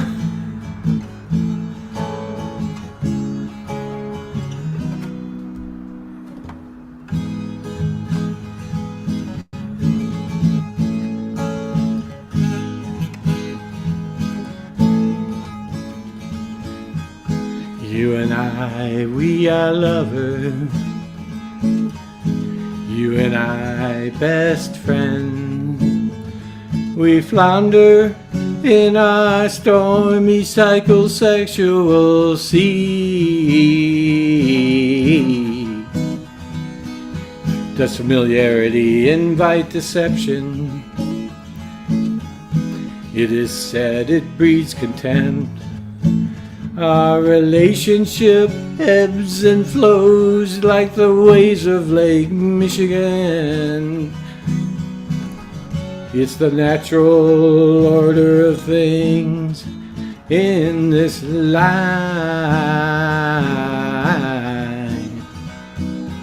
Must the laws of love follow those of nature? This is how we are together. Sometimes love and trust just aren't enough.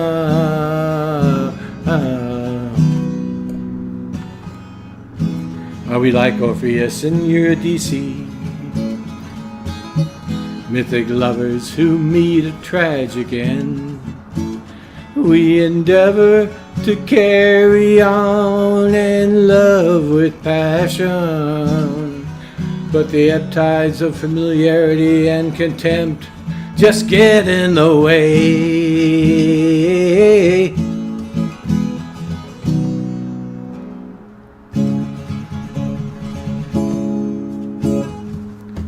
Thank you, everybody.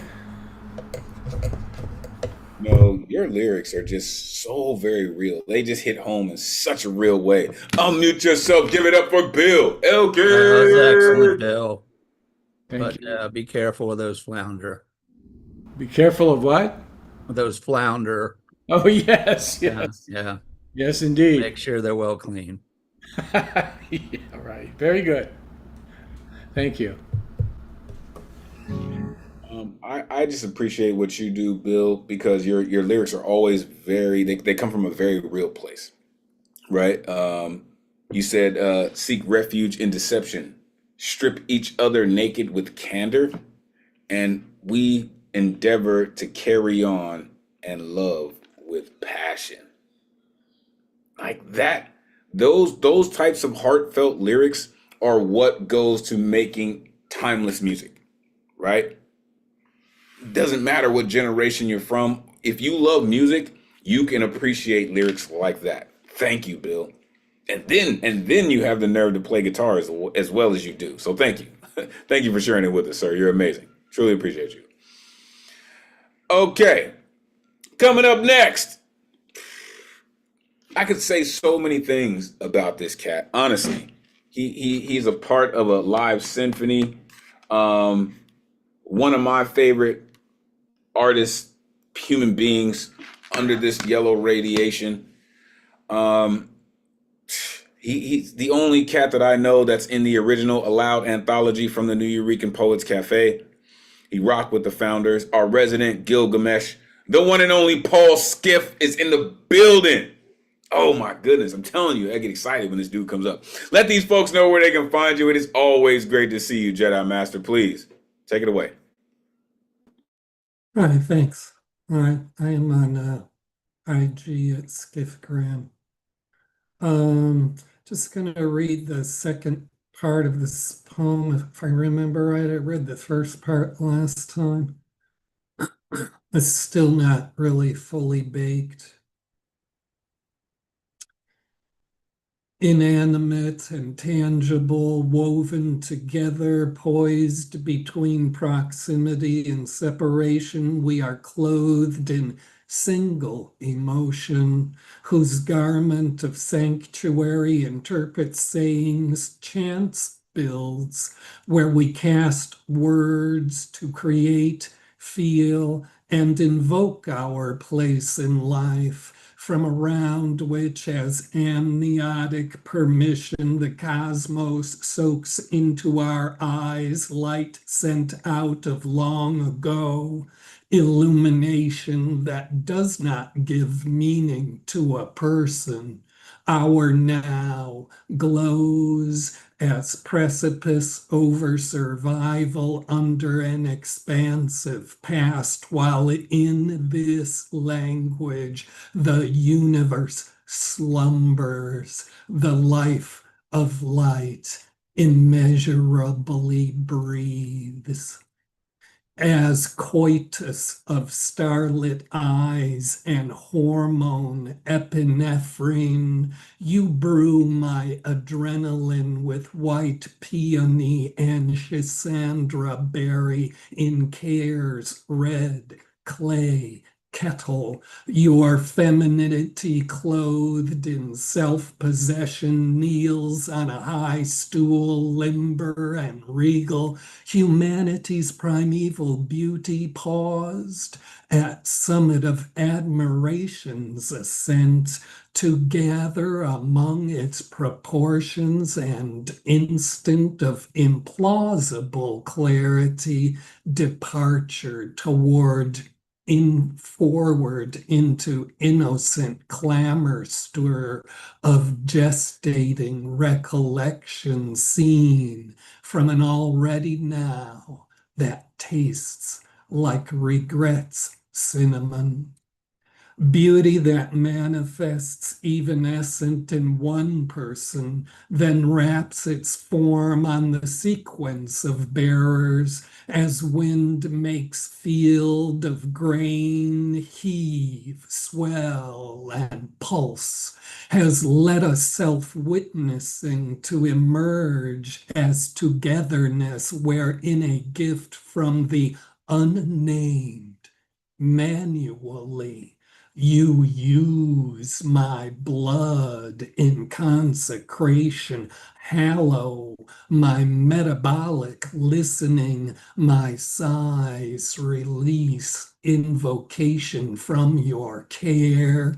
Your hands articulate grace through my autumnal arteries.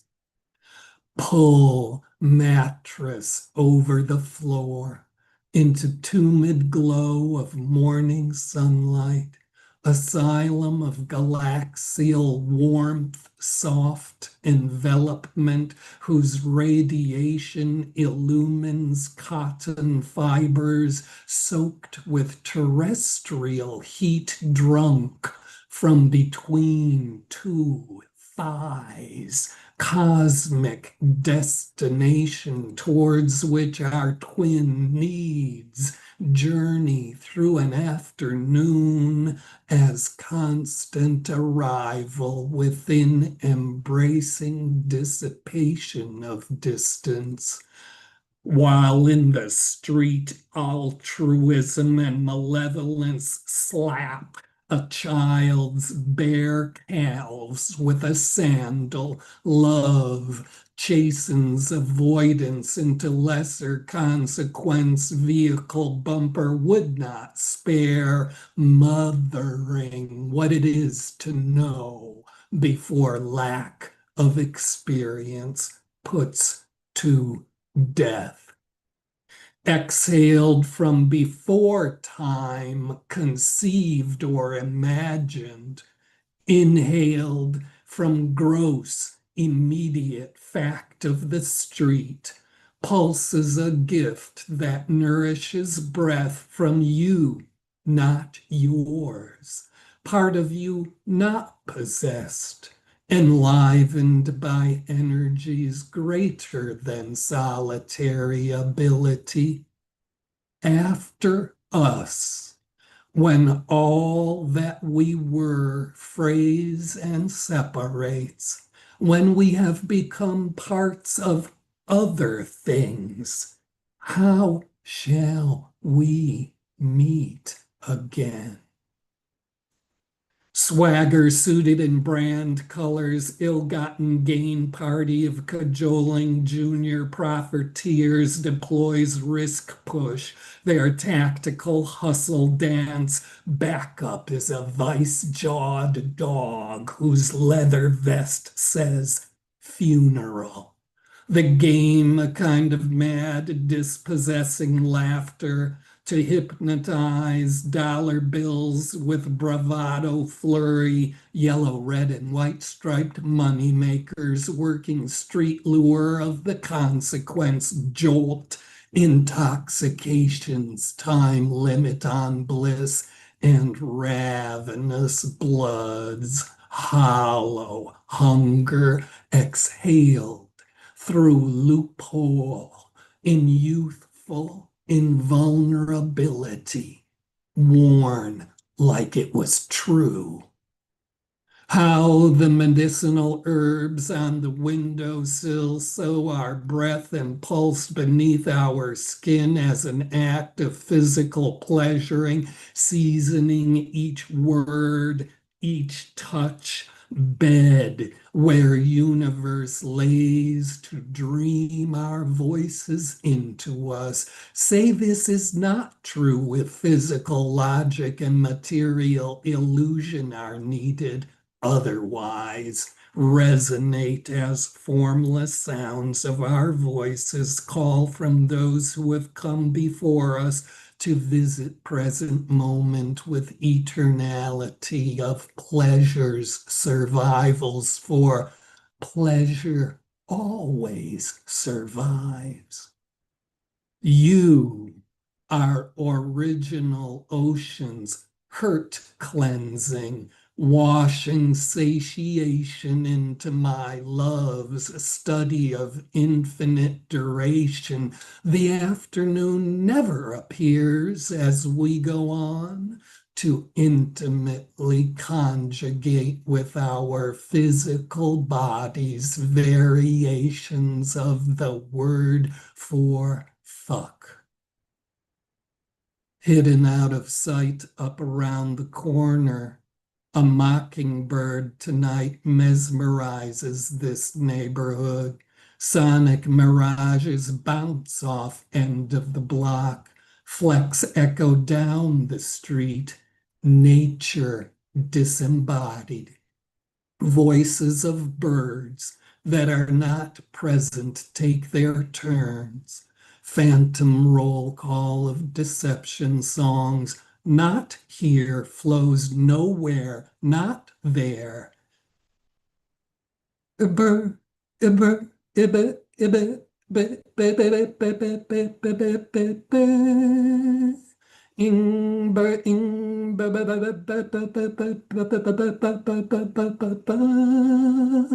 mockingbird, mockingbird, warbled out the same transparent celestial throat that will sing the unknown way we will all end. When in front of me, put your eyes down. Thank you. It's enchanting what you do, sir, and you do it incredibly well. Unmute yourself. Give it up for Paul Skip. Now, Paul, you Stunning as always. I say it every week. Just absolutely stunning. Mesmerizing and hypnotizing your voice and your images and all the smoke in between, brother. Thank you. Paul, you knocked another one into the upper deck. Thanks, everybody. You know, it's such a balm to be here and really just such a privilege to be here together with everybody. Thanks. You're amazing, sir. You know, you continue to set the bar so high, you know, for folks who, you know, may be coming into this, you know, as a new poet, as a seasoned poet. It doesn't matter. We all continue to learn from you, right? And I love the fact that you're still doing what you do at such a high level. You're still so dedicated to it, right? I really, really can't thank you enough for staying with us, for rocking with us, and always putting all of your energy and effort into what you share with us. You're amazing, sir. Thank you. All right, let's keep it going. We have 4 on the guaranteed list and probably 3 on the good luck round. Let's do it. Coming up next, I believe we have a new voice in the room. Welcome to the greatest community in the world. Without telling us your address, where in the world are you plugging in from this evening? Well, I'm gonna say I'm from Chicago. Chi-Town, stand up for sure. Welcome, Newman. Listen, you've seen how this has gone, right? This evening, let the world know how they can connect with you and all the things that you do. Again, welcome to the greatest community in the world. Great to see you, man. Come on, take it away. Okay. I'm probably on Instagram. That's Noom, NUM.9, NUN. Then Facebook, Newman, NUMAN, NUN, Facebook.com. So from the theme going with combustion, this probably is combustion because this goes with this title of the poem work. If I stay at this job and continue this way, the understanding of this department, I might combust. So work. It was a simple vocation, but I grew cold, so I had to go on leave. I'm thinking a 9 to 5 with no movement. How could this be? So I left. I went missing because while I'm at this job pretending to be happy, something was still missing. I still want a job where I can do my purpose and still get paid. Something that's legal though, and they ain't got to come looking for me in a raid. A place where I can just help people to show the beauty that God has made. I still believe in a rainbow after a tunnel. How about a joyous rainbow after rainfall. And then I reflect, how can I lead by faith and not by sight, even if my pocket's not right? But I still have to find what makes me happy. Then I reflect again, how can I lead for a job or something else if my hair's not nappy? And that's politics. That's what it is. Then I reflect again, how can I get declined again for a job because my hair is nappy? That's politics. So I feel I still got to do what makes me happy. So then again, I think I still have to make my soul happy. So I believe just because I get declined for a job or something else, that don't mean God ain't through. I still have to win. And then I'll come back and talk about it with you guys with my pen. That's it. Yo, that's how you show up and show out, man. Unmute yourself. Give it up for Newman. No. All right, welcome to the gang. Newman. Welcome, welcome, Newman. That was awesome. One of us. Yeah, baby, that's right. One of us. Yeah. One of us. Hey, Shy one Town of poet. us. Gotta come Hey. back. Shy-Town Totally poet. real, totally real, Newman. That you will find a huge appreciation here for people who are just going to put up the straight truth like that. Thanks for coming here, but now you've got to keep coming back. Yeah, I really appreciate the positivity of that through, through the reality. For sure. Listen, come through happily nappy as you want, right? You found the spot where it is, all right? You have officially fucked up, sir, because you have to be here every Thursday. Welcome to the greatest community in the world. You heard, right? We could pop the cherry, baby, right? We could one-up-us you to death. Trust. But you have found a home, sir.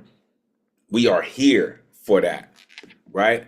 We are here to hear all of that, right? So I can do my purpose and still get paid. Yeah, that's what we here for, right? Still got to find what makes me happy, though, right? It's politics, man. There is no job without politics, unfortunately, because my hair is nappy. Your hair could have been straight, and they still want to, you know what I mean? Still got to make my soul happy. That's what it's about. That's the work. And that poem, that's the work. Welcome. Make sure you put your information into the chat so you can get this flood of family and love and community, man. Trust. Welcome. Welcome. All right. Coming up next, another new voice in the building. Welcome. I've seen you've been rocking with us this evening. Please, without giving us your home address, where in the world are you plugging in from this evening? About an hour outside of New Orleans, Louisiana. Oh, come on. The boot is in the Orleans. building. Come on, now. Listen, this is what we do, right? I got people from that way anyway. Listen, it is great to see you. Welcome to the greatest community in the world. Let this great community and the world know how they can connect with you. And please, take it away. Great to see you. And welcome. Thank you. The first poem I'm going to read is called Ode to the Artist. And recently I discovered a sculptor on Google, and I read about her and found out that she was the first African-American, Native American, and woman to graduate from Rhode Island School of Design back in 1918. She couldn't sell anything in America, so she went to Paris. And while she was there, she did gain popularity, but she starved practically until she finally did come back to America and get, a little bit more notoriety. But anyway, this poem was inspired by her, Nancy Elizabeth Prophet. What will one do for their art when it pulls them by the heart, when every cell of your body is on fire and every strand of your hair vibrates with desire to weave, to write, to sculpt, to compose? Does the beauty come from the mind? Is it within each artist, or does it appear and disappear like smoke? My throat is dry, my belly aches from hunger. I cannot sleep, so I remain woke. I eat at the ash of my desire to create, to paint a picture with my words that I cannot guarantee will ever be heard. I claw at the dryness in my throat. The ashes of my mouth long for the river of my mind, of my pen. stanzas of images of creations within, my last vestibule of thought, of a crescendo, of wet clay upon a marble table, of dreams turned into fables, to stay on the page, on the canvas, in the lyrics forever. I did this. I wrote, drew, sculpted, composed, with ribs showing and eyes sunken. But no matter, because as long as words flow and as long as children dance and the wind blows, someone will create. Someone will create. The next one is called Misery. I know misery. She haunts me. 2 a.m., 3 a.m., sleep eludes me.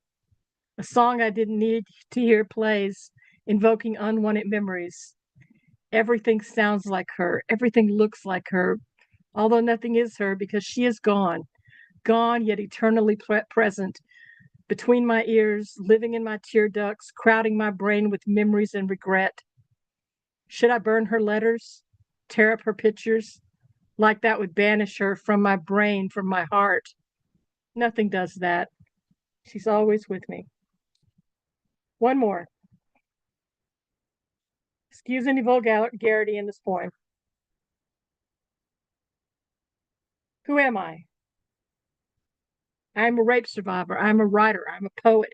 I'm a thinker. I am a 60-minute shower. I'm a teacher. I'm a lesbian. I'm a geek. I'm a child inside. I'm a rape survivor. I'm a warrior. I'm a person who hates Trump. I'm a Scot-Irish lass. I'm a gardener. I'm a believer. I'm a music lover. I'm a foodie. I'm a stanza translated into Turkish. I'm a Democrat. I'm a 4 a.m. Facebook scroller. I'm a warrior. I'm a woman. I'm a rape survivor. I'm a great kisser. I'm a cautionary tale. I'm a gut punch. I'm a walking tragedy. I'm a Muslim lover. I'm a person who loves hard. I'm a bad back on a cold day. I'm a hopeless romantic. I am a strong wind to a new hairdo. I am a claustrophobic person on a subway. I am a rape survivor. I'm a missed deadline. I'm a barstool occupant. I'm a phantom leg on an amputee. I am a submission rejection email. I'm not a villain. I'm not a planner. I'm not a budgeter. I'm not a spendthrifty. I'm not always likable. I'm not a quitter. I am not status quo. I am not quid pro quo. I'm not a hater. I am not anyone's lover. I am an unread Bible. I am an advocate. I'm an action figure collector. I am an old person. I am unfiltered. I am waiting for love. I am pining for her. I am 12 daily pills. I am one shot of Ozempic a week. I am boldly spoken. I am badly damaged knees. I am sometimes cranky. I'm easily annoyed. I'm salsa on your vagina. I am survivor's guilt. I am like a creaky door. I am like a broken window in the rain. I'm like a paper cut. I'm like burnt bread. I am like a misquoted line. I'm trying to win her back. I'm failing miserably. I am not giving up. I am the radio playing while driving. I am weary. God help me. I am growing older every day. I am the kid who never got called on by the teacher. I am the one who is always late. I am easily overlooked. I am never Mother's Day, so shut up about it. I am easily bored. I am a rape survivor. Thank you very much. Did I miss that you are 100% badass in that poem? I heard a lot of things in that list, but I didn't hear a whole lot of badass in it. Goodness, unmute yourself. Give it up for Sam Hardy. Nicely done, Sam. Nicely done. One of us. Yeah. One of us. Yeah. Damn, what took you so Welcome, long to welcome. find this place? Wow, how Damn. strong? Last poem How was strong is your vulnerability? That's what I want to know. that last piece was remarkable, just amazing. I was just hanging on every word, finding out the next. Yeah, really. Well, Driving yeah, all the I'm things gonna that- pile Kill on what that shit. I'm gonna pile on what Bonnie said because I was just thinking two lines into that. This is so genius because it takes two things we all do. Everybody has an I am poem, and everybody does list poems. But you put them together, and that was just a knockout, you know? And the first poem I really loved. I was familiar with that artist, but the theme you really brought over for us was I'm sorry, I'm talking about the second poem about the artist. And the theme you really brought over for us is how we all have to be so defiant at times just to keep creating, right? It's like however much shit they dump on you, however many buckets of shit are thrown at you, you just have to be so defiant to keep doing that. So that's a great point, Paul. That's a great point. In any point of those, and I'm just so taken by the third poem. I mean, I could even hear the strength that it takes to keep going with, the list that you're really proud of. I mean, that's how I felt. Yeah. It wasn't an apology at all, and I thought it was great. Yeah, me too. Okay, Yeah, so the list. welcome to the greatest community in the world. First of all, second of all, that's how you show up and show the hell out. Thirdly, that was a kind of a badass poem. Like, I don't think any of us were expecting that, but you did that. You came in and dropped the bomb on us, and I love the complete and total honesty in that poem. Right? Like the Jedi Master said, right? It's kind of a list poem. It's kind of an I am poem, and you wrapped them into this badass thing, and you just delivered it in such a way that your community will not forget that, right? Welcome to the greatest community in the world, really. Make sure you put your information into the chat so we can all remind you every Wednesday that you need to sign up to have your ass here on Thursday. Amazing work. Thank you for rocking with us. Thank you for sharing that with us. Amazing. Amazing work. Thank you. Ode to an artist. That was pretty dope. And then she had the nerve to have poet on her hat. Dope with it. Dope with it. Appreciate that. For real. All right. Coming up next. Yo, this cat, he used to always come sitting down when he had the locks. And then he started standing up. And then he started sitting down. But this cat continues to come through with real work, man. I'm telling you, every time I hear this cat, he just continues to get better. His pen just continues to put in the work, man. You're about to find out. The one and only Prince of P is in the building. Come on, man. Let these folks know where they can find you. Always great to see you. Please take it away. From my Instagram, I will post that after I've done reading. I'll be sharing free poems. The first poem is called "What Would a Botanist Find?" The botanist inside my home find flowery paintings. They see the sun undressing inside of me, buzzing black stripped bumblebees, and feeling the heat on my emotions. Then they ask, "Why is your home so beautiful?" At the sun gravitating upwards, I look high to someone greater than me. I say, maybe it's divinity among the madness, or the buzzing in my invisible eye. There's no divinity that lives within.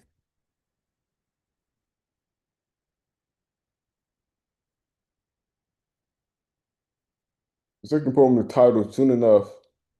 I dream, I chase, I accomplish. Everything set forth at the feet of my soul's door. Finally, peace dwelling in my eyes' house that was doused with the world toxins once.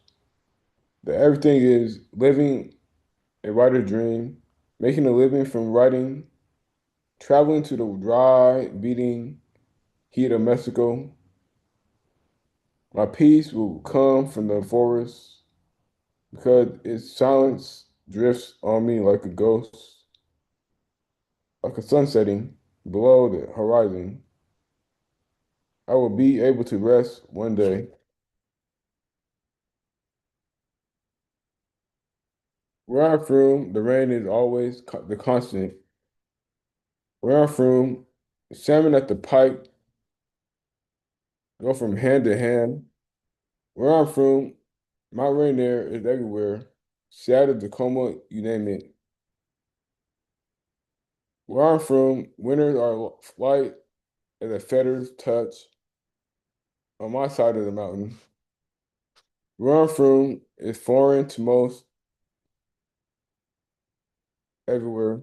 Tacoma, Washington. Where I'm from, coffee shops are a staple endlessly around the bend. Where I'm from, fans are faithful to teams that add excitement at times. Where I'm from, the fans of a lost basketball team that brought the sonic boom and now is shooting thunder because they had the glove on, traded away G.D. Shuttleworth. Where I'm from, the summer bring. That's all I got so far. Thank you. Yo, I told y'all, the way this dude works his work, it's amazing. Unmute yourself. Give it up for Principe. Yeah, I like how you begged off on us by saying, that's all I got so far. You know, Principe, you had some amazing lines in there with some density I hadn't heard you work up to before. Did I catch this line right? My peace will come to me from the forest because its sound rests on me like a ghost. Wow. Yeah. I mean, this is what I love about Principe's work. He has such a calm and soft delivery, right? But your words are heavyweight rounds. Every single time that you deliver a poem, right? I can tell that you put in the work, right? Every single week that you share something with us, you put in the work and it comes through very clearly, sir. Thank you for doing what you do and continuing to share with us.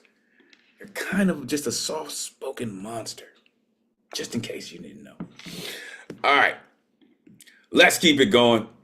Coming up next, talk about poets, talk about incredible creatives, whether it be full poems, 6-word memoirs, 6-word stories. This artist is just all kinds of incredible. You're about to find out why. The one and only Poetic Desire is in the building. Come on, East. Let these folks know where they can find you. Always great to see you. Please, take it away. Hello, everyone. Wonderful night tonight. Poetic Desire, Poetic with a K, right down there on the screen. Instagram and Facebook, and 6wordmemoirs.com. Find me as Poetic Pisces. All right, so new ship. Wrote this today. Might have room to still evolve with more time, but it's on theme. Here we go. Rhythmic cadences harmonize in my sleep. I'm counting sublime lines instead of sheep. My poetic mind, it never sleeps, it never rests. Brewing batches even while slumbering becomes my endless conquest. The mind of this lyrical chemist is full of explosive dynamite, ready to ignite, combust, be set on fire, a blazing trail of rhymes so fierce and intense, agitated by the friction of diction striking papers and listening ears with an ignition of inspiration setting creative motion. Brainstorming these lines be so catalytic, like I'm riding in the Cadillac of luxurious semantics, spinning these gears, revving heartbeats, concocting potions to blind you with sedative narratives. The alchemy of emotionally fused phrases, of rehearsed verses catching a buzz, chains me in circumstances of muses finding chances to dance with expressions of an acidic presence. The elemental needs for sentimental bleeds of essential flows feeding me, keeping me in the know, melting in transformative chemical imbalances, inebriated with catatonic lyrics doused in alcohol. The magnetic solutions of attractive executions of audiences dosed with poetry's alluring placebo effect, thinking these bars be revolutionary, medicinal, yet only therapeutic to those absorbing its emotional side effects.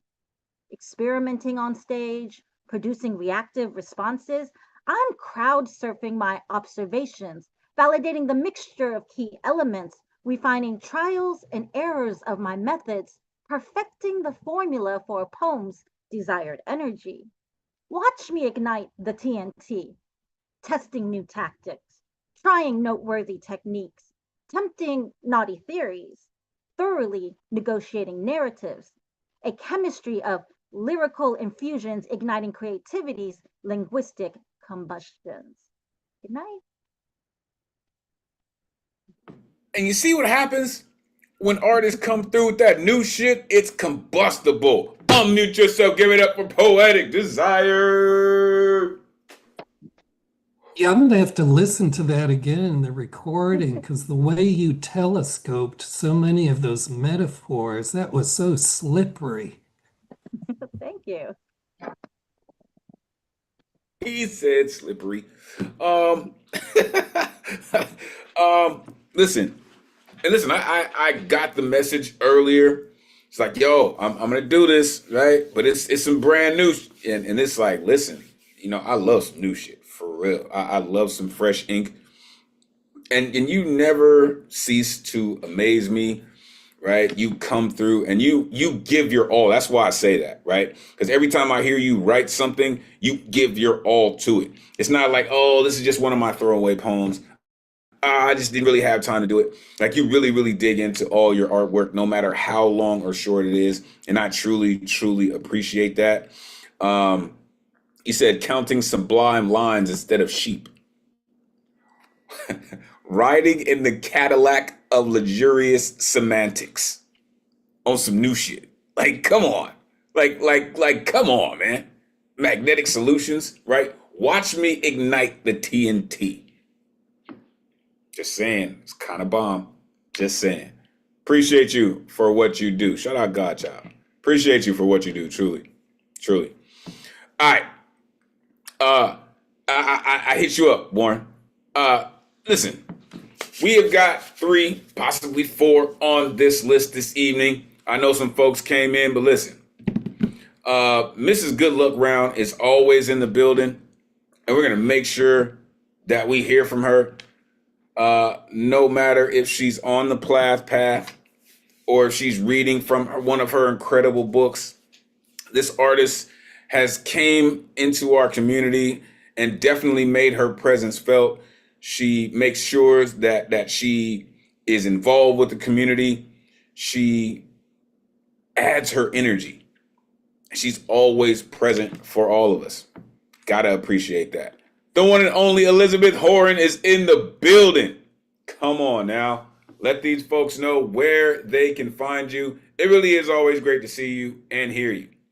Not really sure if she's ready to rock. Of course. Hi, I'm not quite ready to rock. Okay. We can come back. We'll Could you circle the circle block. back to me in a few? We'll circle the block. No doubt. Thank you, love. Of course. All right. So, coming up next, this cat, where'd he go? There he is. Pastor of his own church, right? I love when people take their energy and their efforts and they make room for other artists. I really do love that, right? When you realize that it's also bigger than who you are. This poetry thing is bigger than all of us, right? But when an artist recognizes that and they make room for other artists, it's just something about it. Same thing that Finn Bell does, right? Incredible artist. The one and only Nashawn Don is in the building. Come on, man. Let these folks know where they can find you. Always great to see you. Please, take it away. Peace and blessings, peace and blessings, peace and blessings. This is Nashawn Don. I can be found on Instagram on Nashawn Don or True Human Under God or Vibe Sessions Open Platform VSOP. Now, I got to make a little correction. It's no longer called the Poetic Church on Sundays. It's now called Poetic Vibe. Poetic Sunday Vibes. Okay, so because just don't want to make a connotation strictly about church or it's about spirit. It's an open mic for Sunday Vibe. The name of the piece I'm sharing tonight is "The Time of Lovelessness," a poem that I'm gonna be putting to music that I have. The name of the music is called "Affection Rejection." So here's the music, and I'm going to spit the poem on top of it.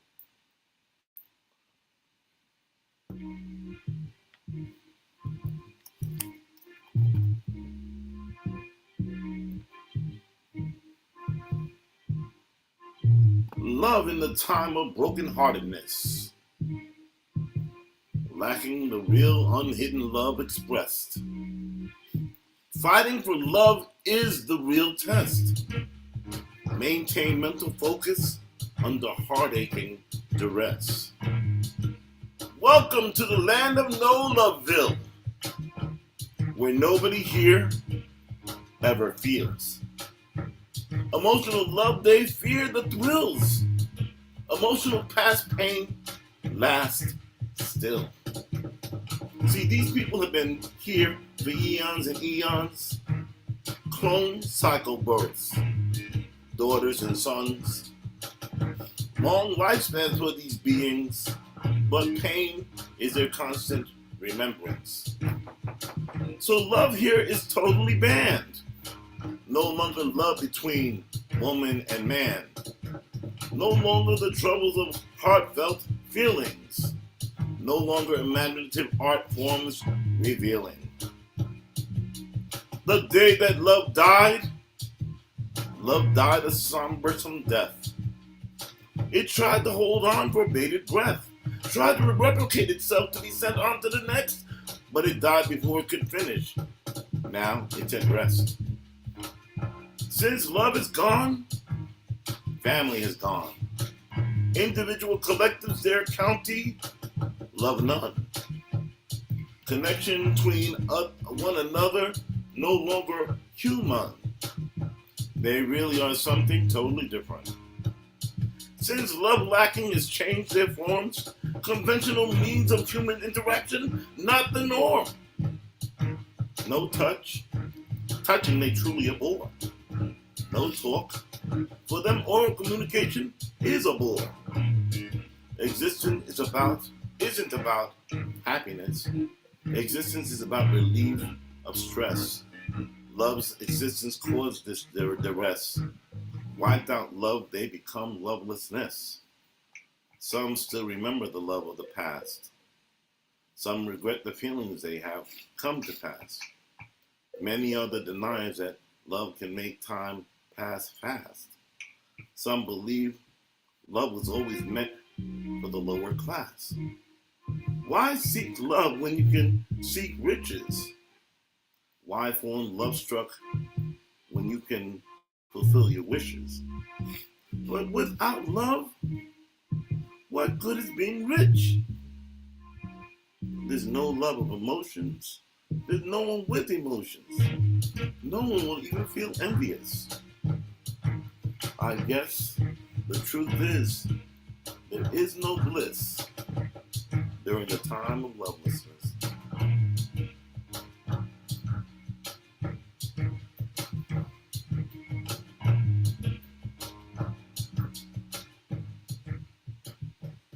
That's that. Yo, you're a whole vibe, dude. Just so you know, like you got a whole vibe, bro. It's real for real for real.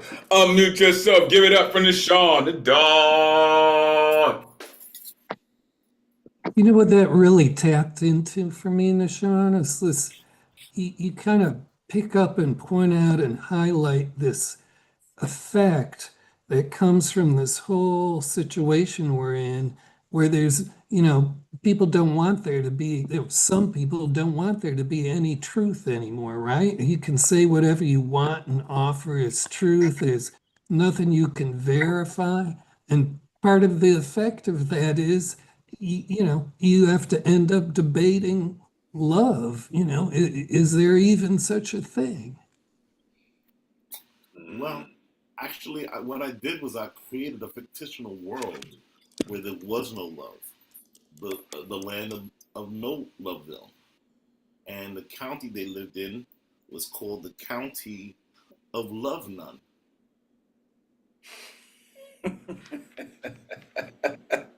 This is what I love about poets.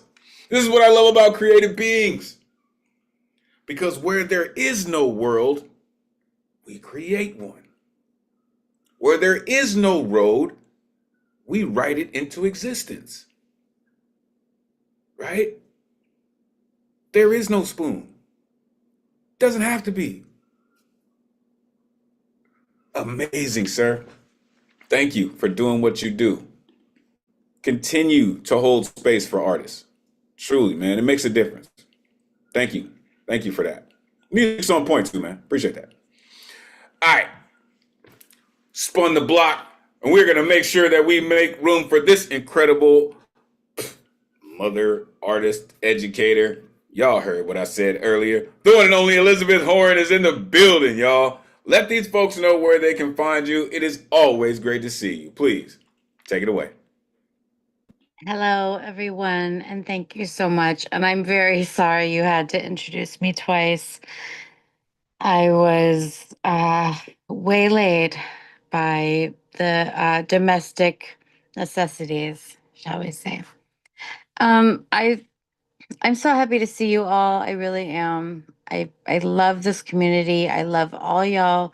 I really do, like, so much. I just want to, I'm going to say something very short here. Like, I had like cut myself from the entire poetry world. I was like in a spiral and I was paranoid and I was like, everyone hates me and I'm done. And this was the first place I tried coming back to when I first came here. And I haven't left, you know what I mean? And it's still almost the only thing I do, except I'm branching out now a little bit to like Finn Bell's reading and that with like a few others where it feels safe. But it really is a blessing to feel safe here, and away from like the catty ass bullshit bitches on Twitter, you know? So I'm just gonna say that. All right, time for me to read. I was thinking about the theme a lot, and these are a couple that I think share my love of lyricism, my passion for lyricism and creativity, love of words. This one is called I Can't Be. I can't be your man. I can't be a man. I want to be your man. I long for that day when you would palm my ass and say, let's go, baby. That's all I ever wanted. I can't wear this smile because it's all BHT and polypropylene poison, a fossil fuel footprint. I can't have any of it. It's my own cancer.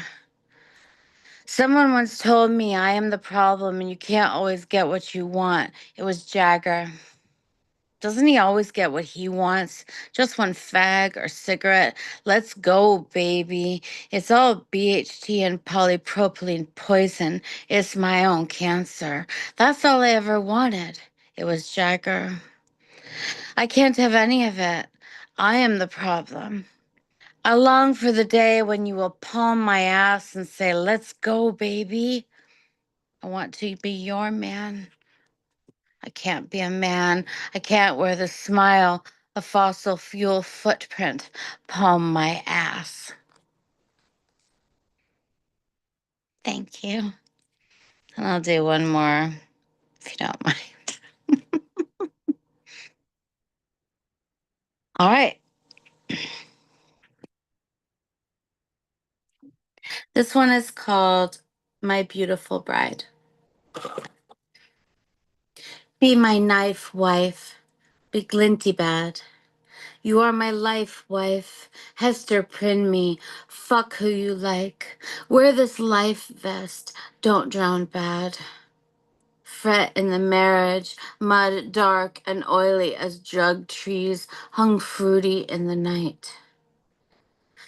Lightly does nothing for my libido, teddy, naughty, knotted limbs, kimbo limbic systems, razor smart you are and shave me ripe and ready.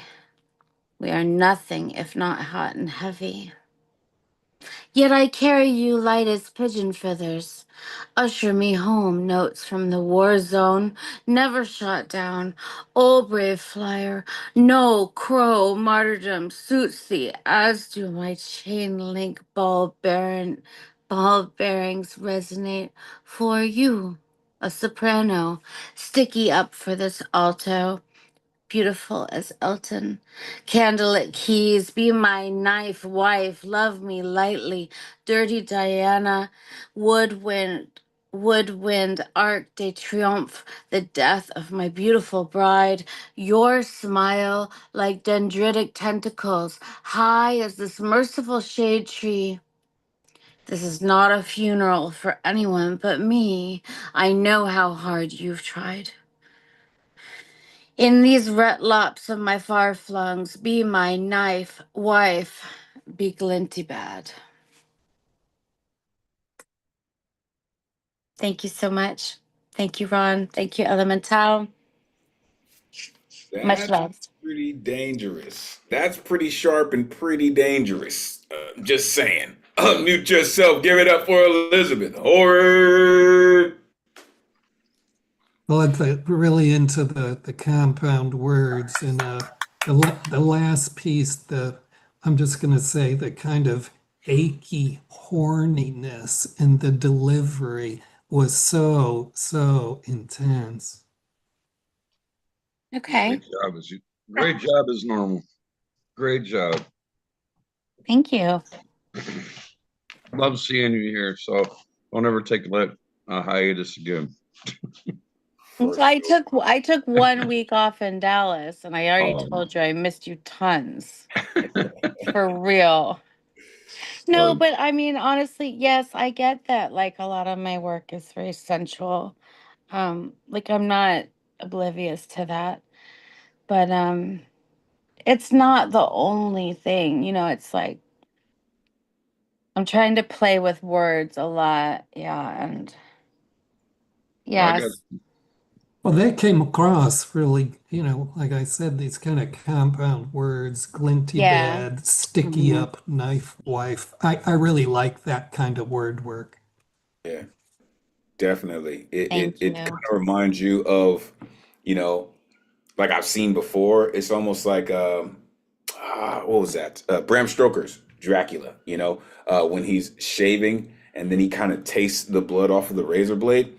It reminds me of that, right? It's dangerously delicious, but I'm here for it. Right? It was Jagger. Doesn't he get what he wants? Right? A fossil fuel footprint. Love it. Love it. Shave me ripe and ready. That line is just and then of course Dirty Diana. You know what I mean? It's just it just gives you so many images and ideas to play with when you hear those two words together. Again, we're here for it. We're glad that you found your way back to artistry and you found it here with us. So, as we like to say, don't be a stranger. You know where you exist in this community. And we're glad that you continue to come through. All right. So, let's go. We've got the captain of the street team.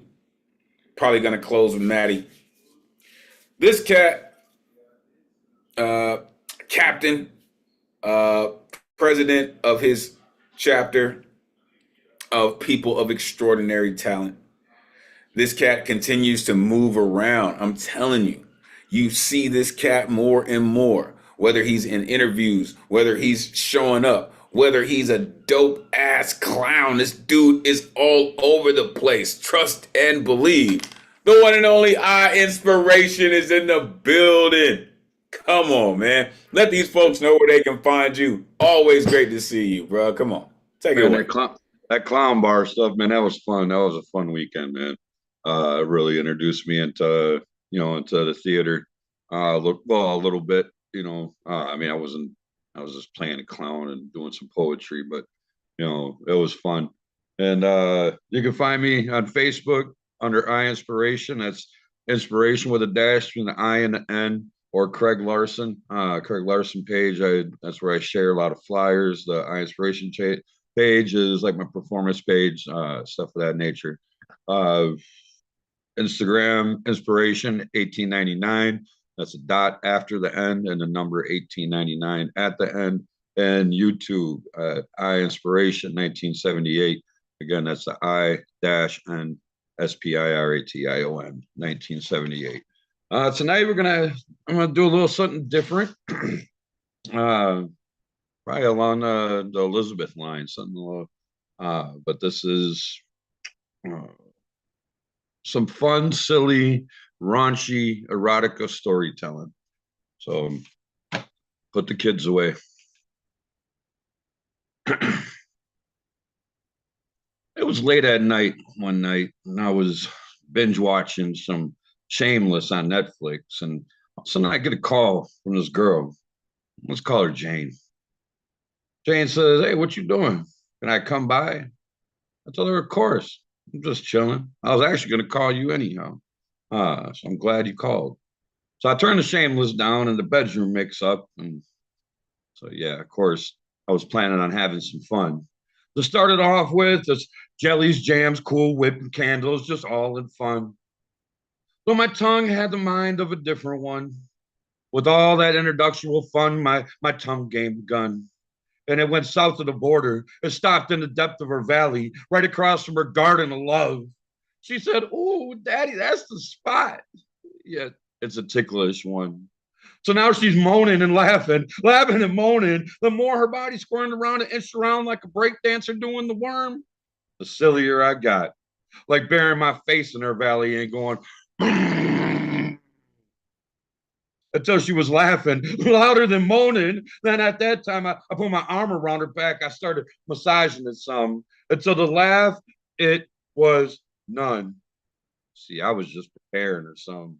I was raising her pulse and I was lowering it some. I was paying attention to her breathing and her moaning until together they were at one. If you don't picture this already, she's on the couch. I'm on my knees with her waist in my arms, and I just positioned her some until our bodies were at one. Now she's relaxed, and we're looking at each other eye to eye like we are in love. And at the same time, I have my fingers walking through her garden of love. So now it was time to begin the fun. I mean, she's already wet, so my tongue game started right away with the stick and jab. While my hand started to wander, she grabbed that and then started to direct that right towards her breast, where I then massaged that. And that's where the finger flicking of her nipple begun. I built the speed of the finger flicking of her nipple to the same speed as my tongue. So once again, the heavy breathing begun. Her back started to arch. Her eyelids got heavy. Her legs closed. Her thighs clamped on the side of my head. And as the pace got faster, the clamp got tighter. It was like she was trying to pop my eyes up out of my head. I'm breathing hard. I'm breathing fast. Like a bull, I'm breathing out of my nose. I look up and I see her eyelids open and close. And once in a while, they would roll. Now her back arched more and her neck snapped back like she's the St. Louis Bridge. Her breast getting deeper, her breast getting louder. So her breasts turn to moans and her moans get louder. The moans turn to shouts and the shouts get louder. Her hands are now feeling on the side of my face and she grabs my ears like she's driving. Oh, and she's doing a good job. She grabs a hold of my head as my pace is still heavy and her hands slip because I'm bald and sweaty. Yet I don't want her to. I don't want her to come. I'm kind of greedy that way. So I slow down. I pull out just a little some, but don't quite stop. But that's still, she still is like, "No." I'm like, bury my face up in her garden of love. And I say, "Shh." So I can sense her sensation as she feels the vibration from the bass tones of my voice. So I breathe hard through my nose. And she seems at one, yet she didn't come. So I look at her, and I say, "Let's continue the fun." So I started flicking her clit with the back of my tongue, build up the pace again. I fold up my tongue like a taco shell. I stick it in, unfold it some, and lift up to her hood. Then I lick with the base of my tongue like only a freak would. Then I circle my tongue 360 degrees. Yeah, I'm a good one. Then it's repeat time of the stick, jab, flick, fold up, lick with the base of the tongue. Stick, jab, flick, fold up, lick with the base of the tongue. Stick, jab, flick, fold up, lick with the base of the tongue. Stick, jab, flick, fold up, lick with the base of the tongue. Circle, repeat till she comes. And she did. So I put her back on the couch. I look her in the eyes. I climb up and I slide in. And I show her some love. I slide back off. I put all the fans on her and I let her be until she's ready to wash up, get her massage, and go to sleep. This is some late night chilling. There's no strings, no love, just lust and fun. Call me Eye Inspiration, but he might as well call me Jay Halliday because I just sang her to bed, bed, bed, and told her thank you. The end. I told you about that shit. I told you about that shit, man. Unmute yourself. Give it up for Eye Inspiration. I just wanted to present something a little different than I normally do and have a little fun with it. Bravo, Eye! Bravo! Thank you. Thank you, girl. Appreciate it. You mean she didn't ask for round 2? Oh, yeah. She was too wiped out from the first round. Couldn't handle it. It was just later. That was all. You know, there is a level of fearlessness that goes into those types of poems, okay? And without being extremely pornographic, right? There is a very thin line between art and raunchiness, in my opinion, right? But when you're talking about pleasure, there is a way to do that also without going overboard. And anytime that you approach a woman and or approach your lover and giving them the type of love, the physical pleasure that you want them to have, it's an art form. And for you to bring it like that, it's an art form indeed. Appreciate that, man. For real. Everybody can't do that. I appreciate the way that you do it, truly. All right. So, and we'll wrap, Warren. Warren and I are going to wrap. Maddie, listen, we had lots of folks that come through here and do these things. Lots of folks that come here and do these things. Let me tell you about this cat, man. He started out in his college dorm room, and he has come so far, man. He is doing amazing things around the world. Found himself now as one of our tech assistants, and he's still doing amazing things with his work, with his pen. And we're going to make sure we make room for him to get down. The one and only Matthew Marroquin is in the building. Come on, Storm Lake. Tell him about it. Always great to see you, man. Come on. Take it away. Hello. Hello. There were, oh, I'm going to pin myself. I guess I'm a Pokemon now. There's too many OGs in the building for me not to go. I wasn't gonna go because I'm tired, but I saw Finn here, like Sindler's here, and like there's plenty of other OGs here too. You know who you are. But anyways, at one point I was asked to do a something called a poetry potluck, where I asked people on Instagram to give me words, right? It's part of this like anthology thing that some of my friends back in Iowa do. Yeah, one day I'll be the OG. You know, I think I am one of the OGs, Paul. Like, I really think I'm one of the OG of the online scene. But anyways, I was given a bunch of words and told to make a poem off of it. And I really liked how that poem turned out, and I've been trying to edit it since because I didn't like all the words. So this is that.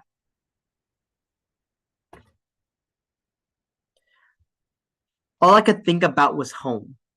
The melancholic longing for a place full of chickens and blueberry bushes where shattered sunlight makes every sinking sunset shimmer. It's a place my heart balloons for. You see, all I could think about was home. Because this dastardly city I moved to hoodwinked expectations, having millions of people more than I'm used to seeing, but still finding myself feeling alone. Perhaps heartbreak is just bred from expectation. Because you see, I never seem to want to leave, despite how a gentle shift in the air can cause money to strain. So city existence remains ambivalent. Because despite the diabolical prices and the wayward turns of social tides, I don't want to leave. Because I'm finally doing what I said I was going to do. I'm building to new heights, trying to catch up to the grandeur buildings surrounding me. Lego blocking up piece by piece, but why does each stack make me feel even more in solitude every time I cross this Mississippi? Back to fertile soil full of maize and a simple turn of phrase, a no mames or a Iowan goodbye, or has me laughing fireworks, releasing the strangled hands around my diaphragm, and my mom's cooking causes my heart to pop.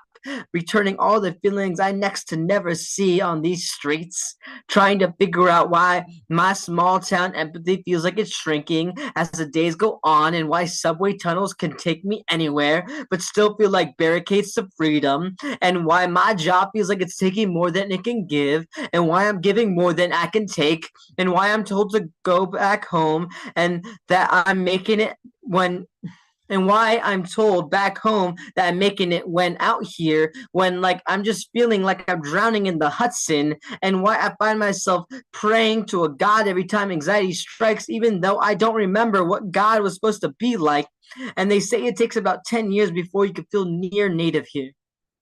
And that the 9 before were just the chrysalis forming you into something new. But why am I so scared of what I'm becoming? I wish to become butterfly, but feeling myself turn moth instead. I've been out here almost 2 years, and my feet feel stuck in river mud. And while bubbles left body, all I could think about was home. About how I don't desire to be where home is, but how I still crave a home all the same. Thank you. Little piece I wrote, I don't know, 6 months ago, something like that. More, a year ago, something like that. But thank y'all. This dude right here, man. Unmute yourself, give it up for Matthew Motto. Woohoo! Bravo, Maddie. Go Yeah. Pokemon, go Pokemon. Right It on, was Maddie. it was really Not the Pokemon. Yeah, that was really sweet. And, it's about this thing about belonging and where you belong, and people who transplant themselves here. I think we all go through that. But let me suggest something to you about the year equation, where you said people say you don't feel like you're sort of, here or from here unless you've been here 10 years. I always say, if you did something here for 10 years, that's like somebody living to be 100. If you've been here 2 years, that's like somebody being anywhere else 20 years, because that's the effort it takes to be here. Ruth, I've been here, 3.5 years now. So again, this poem's kind of older, but 3.5 years, it's kind of crazy because now I'm like, I know where I'm going.